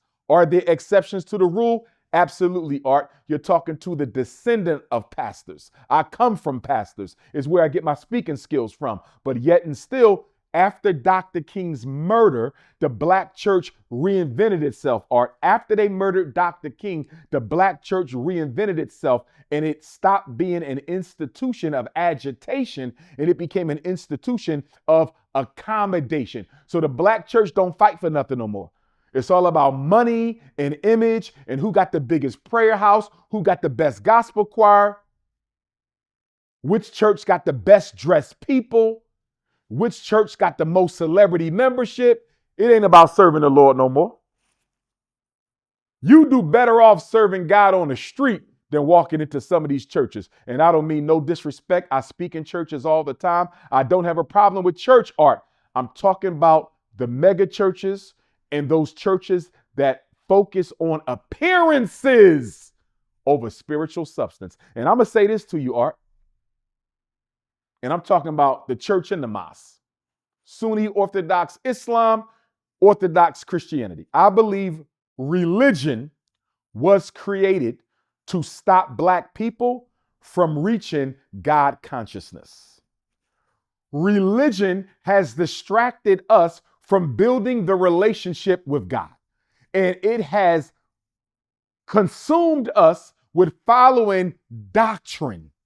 So now you're consumed with the life of Christ. You're consumed with the life of Muhammad. You're consumed with the adventures of Christ. You're consumed with the adventures of Muhammad. You're consumed with the rules of the church. You're consumed with the rules of the masjid.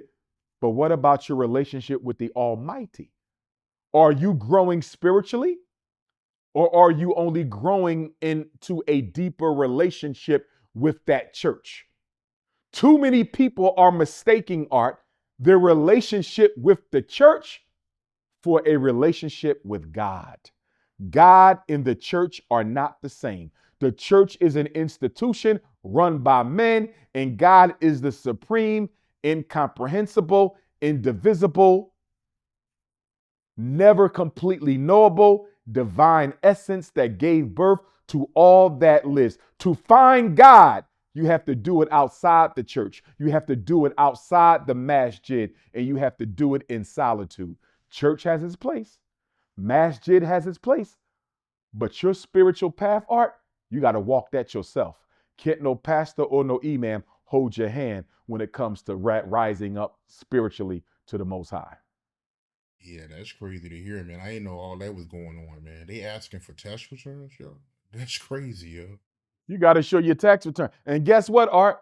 If you haven't donated enough money to some of these churches, they will not bury you when you die.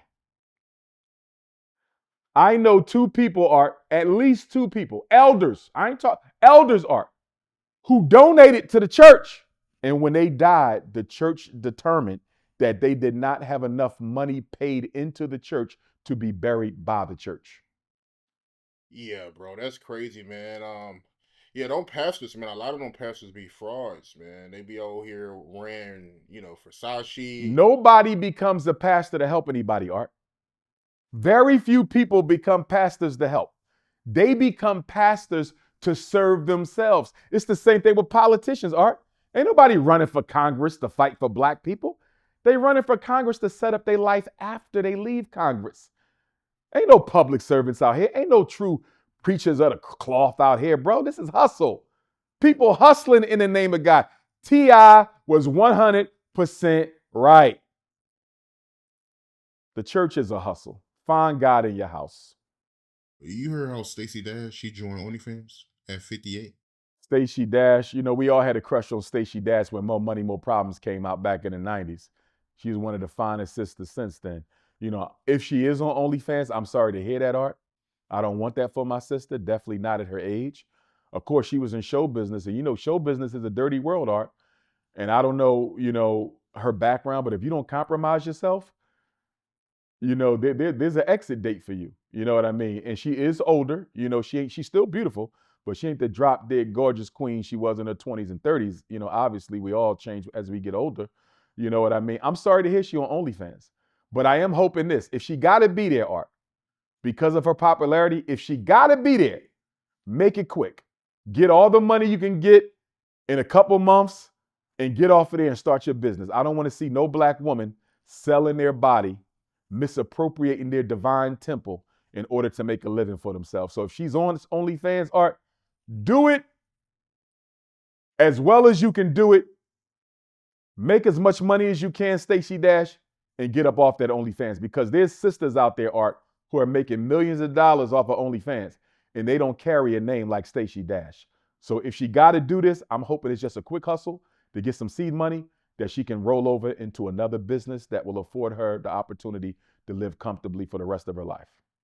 Seems like she got a lot of hustles, man. At one point, I feel like a lot of people was calling her a coon, right?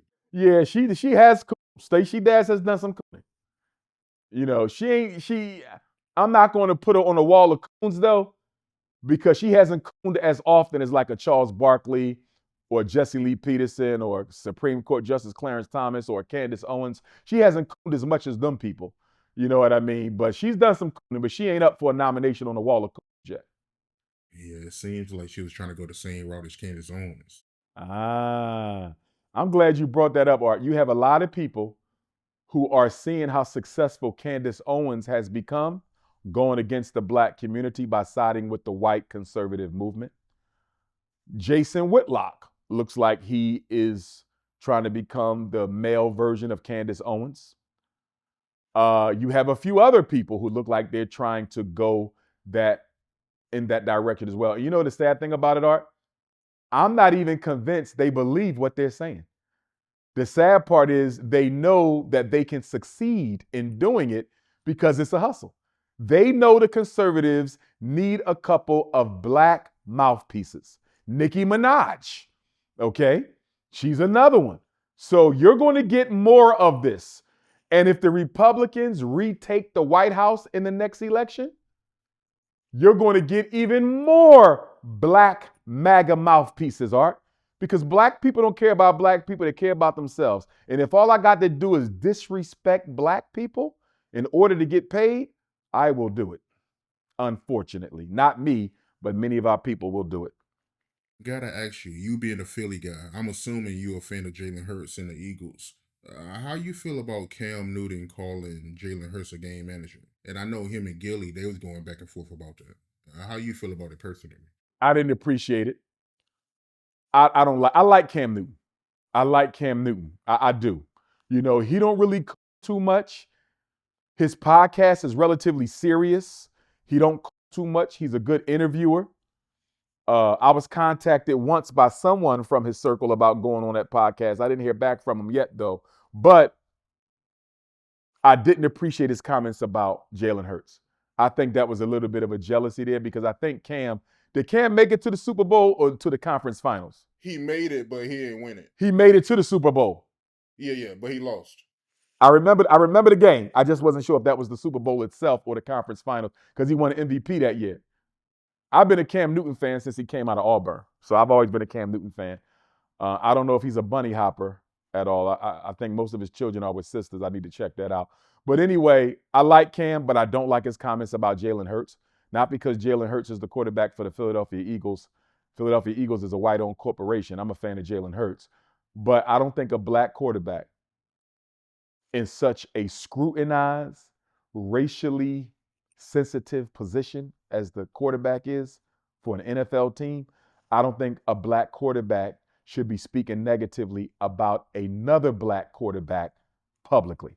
If he feels that way, have that conversation at dinner with some of your homies, other retired NFL greats, your family, the community. But to openly say these things, Art, on a very wide and successful platform that Cam Newton has, I think is irresponsible. I think is disrespectful. And I think he harbors a little jealousy because Jalen Hurts did what he did not do, and that is win the Super Bowl and win the Super Bowl MVP. Now, granted, Cam Newton won a regular season MVP. Jalen Hurts has not won that, but he did what they each did what the other didn't do. But I think of the two, a regular season MVP versus a Super Bowl ring and Super Bowl MVP, I think most black quarterbacks would agree. I'll take the Super Bowl and the Super Bowl MVP over the regular season MVP. I don't like Cam Newton's comments. I still like Cam, but I want him to think twice before he starts criticizing black quarterbacks. I don't like when we do that. Right. Yeah, you made some good points, man. But I like that hoodie you got on, man. The whole interview, I've been checking it out, yo. I like the, symbols you got on it. The Ankh, Egyptian Ankh, Kemetic Ankh, yeah. This is from where the cross come from. The Christian cross was appropriated from this symbol. This is the original symbol of everlasting life. This is the vagina meeting the penis, because that's how you get life. And that is the first cross. The Christians took it, they modified it, okay, and the Holy Roman Empire and others, they modified it, and that's how you get the modern cross. It's the penis of the black man and the vagina of the woman. It's not about sex. It's about spirituality and reproduction and divinity. That's the only way you get everlasting life. If a man and woman come together, nobody drops from the sky. Yeah, I've been looking at it the whole interview. It reminds me of Prince symbol. French took the Ankh and modified it. He appropriated it to come up with his symbol when he was protesting Columbia Records, I think it was, who wouldn't let him out the contract. He put slave, he had a slave tattoo. And because he couldn't use his name because they owned the name, he had to start using the artist. He took the ankh and turned it into a symbol that represented the male and the female. That's where he got it from. And this does represent the male and the female as well, but not in a transgender type of way. We're talking divinity here, masculine and feminine balance. How you feel about how he went up? Prince was murdered. Prince was murdered. They wanted his unpublished music. Unfortunately, they have it. They set him up. They said, if you let us remaster the 25th anniversary Purple Rain album, we will give you your masters. They gave him his masters, and then they took his life and took back his masters and all his unpublished music. Prince was assassinated, just like Michael Jackson, for similar reasons. He was too big of a businessman for the music industry. Sam Cooke, Prince, Jimi Hendrix, Tupac Shakur, you got a whole bunch of them murdered by the music industry for being just a bit too smart. How you feel about how Whitney went up? Murdered as well. Whitney wanted her masters, Whitney wanted her publishing, and Whitney wanted an audit on all the unpaid royalties that she should have earned and felt she didn't, so she had to go. Because when you're no longer popular, Art, and she always would have been popular, but she was never at that height. When you're no longer at your prime and you start asking questions about your business, sometimes they decide it's cheaper to unalive you. And then they keep everything. Or buy it back from your family because your family need the liquid cash. See, that's the thing, Art.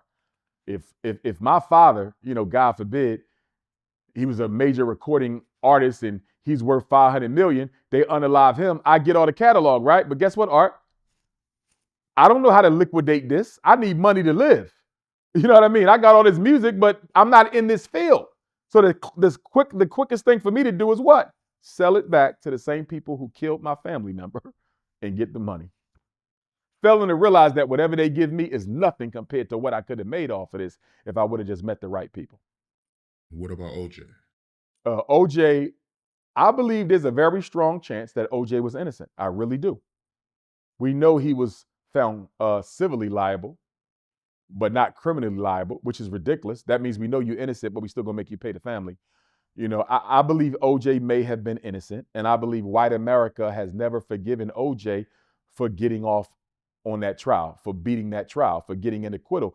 And guess what, Art? Whether he was innocent or guilty, we'll never know. But let me tell you what we do know.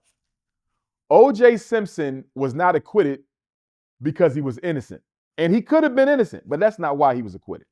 OJ Simpson was acquitted, Art, because Los Angeles County could not afford another race riot. Remember, the O.J. Simpson case is only a few years after Rodney King, Art. They just had Rodney King. Rodney King was one of the most expensive riots in LA history. In fact, I think Rodney King riots eclipsed the Watts riots of the 60s. Rodney King riot caused more damage than the Watts riot. During the O.J. Simpson trial, Art, they were still rebuilding LA from Rodney King. If they would have sent O.J. to jail, guess what? All that money they just put in LA, they would have lost it. And it would have just been blacks rioting. White O.J. Simpson fans was going to riot as well. O.J. got off because Los Angeles could not afford another race riot. He benefited from a circumstance in history. O.J. got lucky. They could not afford it, Art. That's why he went home.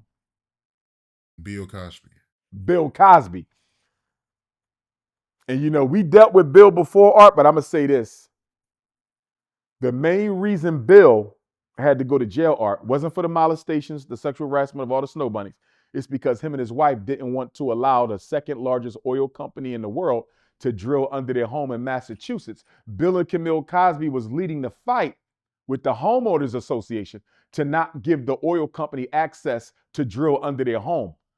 Second largest oil company in the world, Art. As soon as they refuse them, guess what? Bill Cosby gets charged on a case where he had an NDA in a settlement with the plaintiff, and it was only like 2 days left, Art, before that case lost its statute of limitations. Bill Cosby went to jail over the oil, not over no sex harassment. He didn't do nothing to those women. There's no way you get sexually harassed by the most popular black man in television history. Bill Cosby put Richard Pryor on. He harassed you when you were a young, beautiful white woman. Now you an old, crusty snow bunny, and now you're going to sue him? Why you ain't sue him in your 20s? Why you ain't sue him in your 30s? Why you suing him in your 40s, 50s, and 60s? Most of them lawsuits, Art, was 30 and 40 years after, bro. That was a setup. That was a setup. But they had to let Meek Mill out. Shout out to Meek Mill. He's innocent. He ain't got nothing to do with it. But one of the reasons Meek Mill got out of Chester County Prison is because they couldn't have Meek Mill and Bill Cosby locked up at the same time. It would have shined too much attention on Pennsylvania's criminal injustice system. Remember, Pennsylvania incarcerates more black men per capita than almost any other state in the country. Pennsylvania has one of the highest numbers of federal prisons in their state. So having Meek Mill, the number one rapper from the state, Bill Cosby, the number one entertainer from the state, in jail together, Art, that would not have been a good thing. That's why they let Meek Mill out right before they convicted Bill Cosby. Meek is innocent, okay, but they had to let him out in order to convict Bill Cosby. They had to free Mill in order to kill Bill. Dr. Umar, man. Incredible interview. Another classic, like Yes, always, sir. man. Yes, sir. Very insightful. Before we end it, most importantly, you already know, man. What do you got popping? Let the people know what you got going on, man. Yes, indeed. Yes, indeed, Art. Well, February the 7th, Art, I'm going to be doing an announcement on my Instagram for subscribers only. So if you are not subscribed to Dr. Umar's Instagram account, make sure you go to my Instagram and subscribe, because I'm going to be doing a subscribers only live major announcement regarding the Frederick Douglass Marcus Garvey Academy on the anniversary of our purchase, Art, February the 7th of 2026, which is also the centennial, the 100th anniversary of Black History Month. Negro History Week was started February the 7th by Dr. Carter G. Woodson, one of the first black men to get a PhD from Harvard University. He started Negro History Week, which became Black History Month, which turns 100 years old on February the 7th, 2026, which is the 7th anniversary of the purchase date of FDMG. I'm going to go live on my Instagram only for subscribers. Make sure you subscribe, and I'll be making a major announcement about FDMG. If you need to reach me, 215-989-9858, 215-989-9858. Don't call me, text me, 215-989-9858. Parents, if you need help with your children, consultation, special ed, ADHD, autism, mental health, you name it, reach out. Email, princeofpanafricanism@gmail.com, spell Africa with a K. Prince of Pan-Africanism, one word, @gmail.com, spell Africa with a K. Happy Black New Year.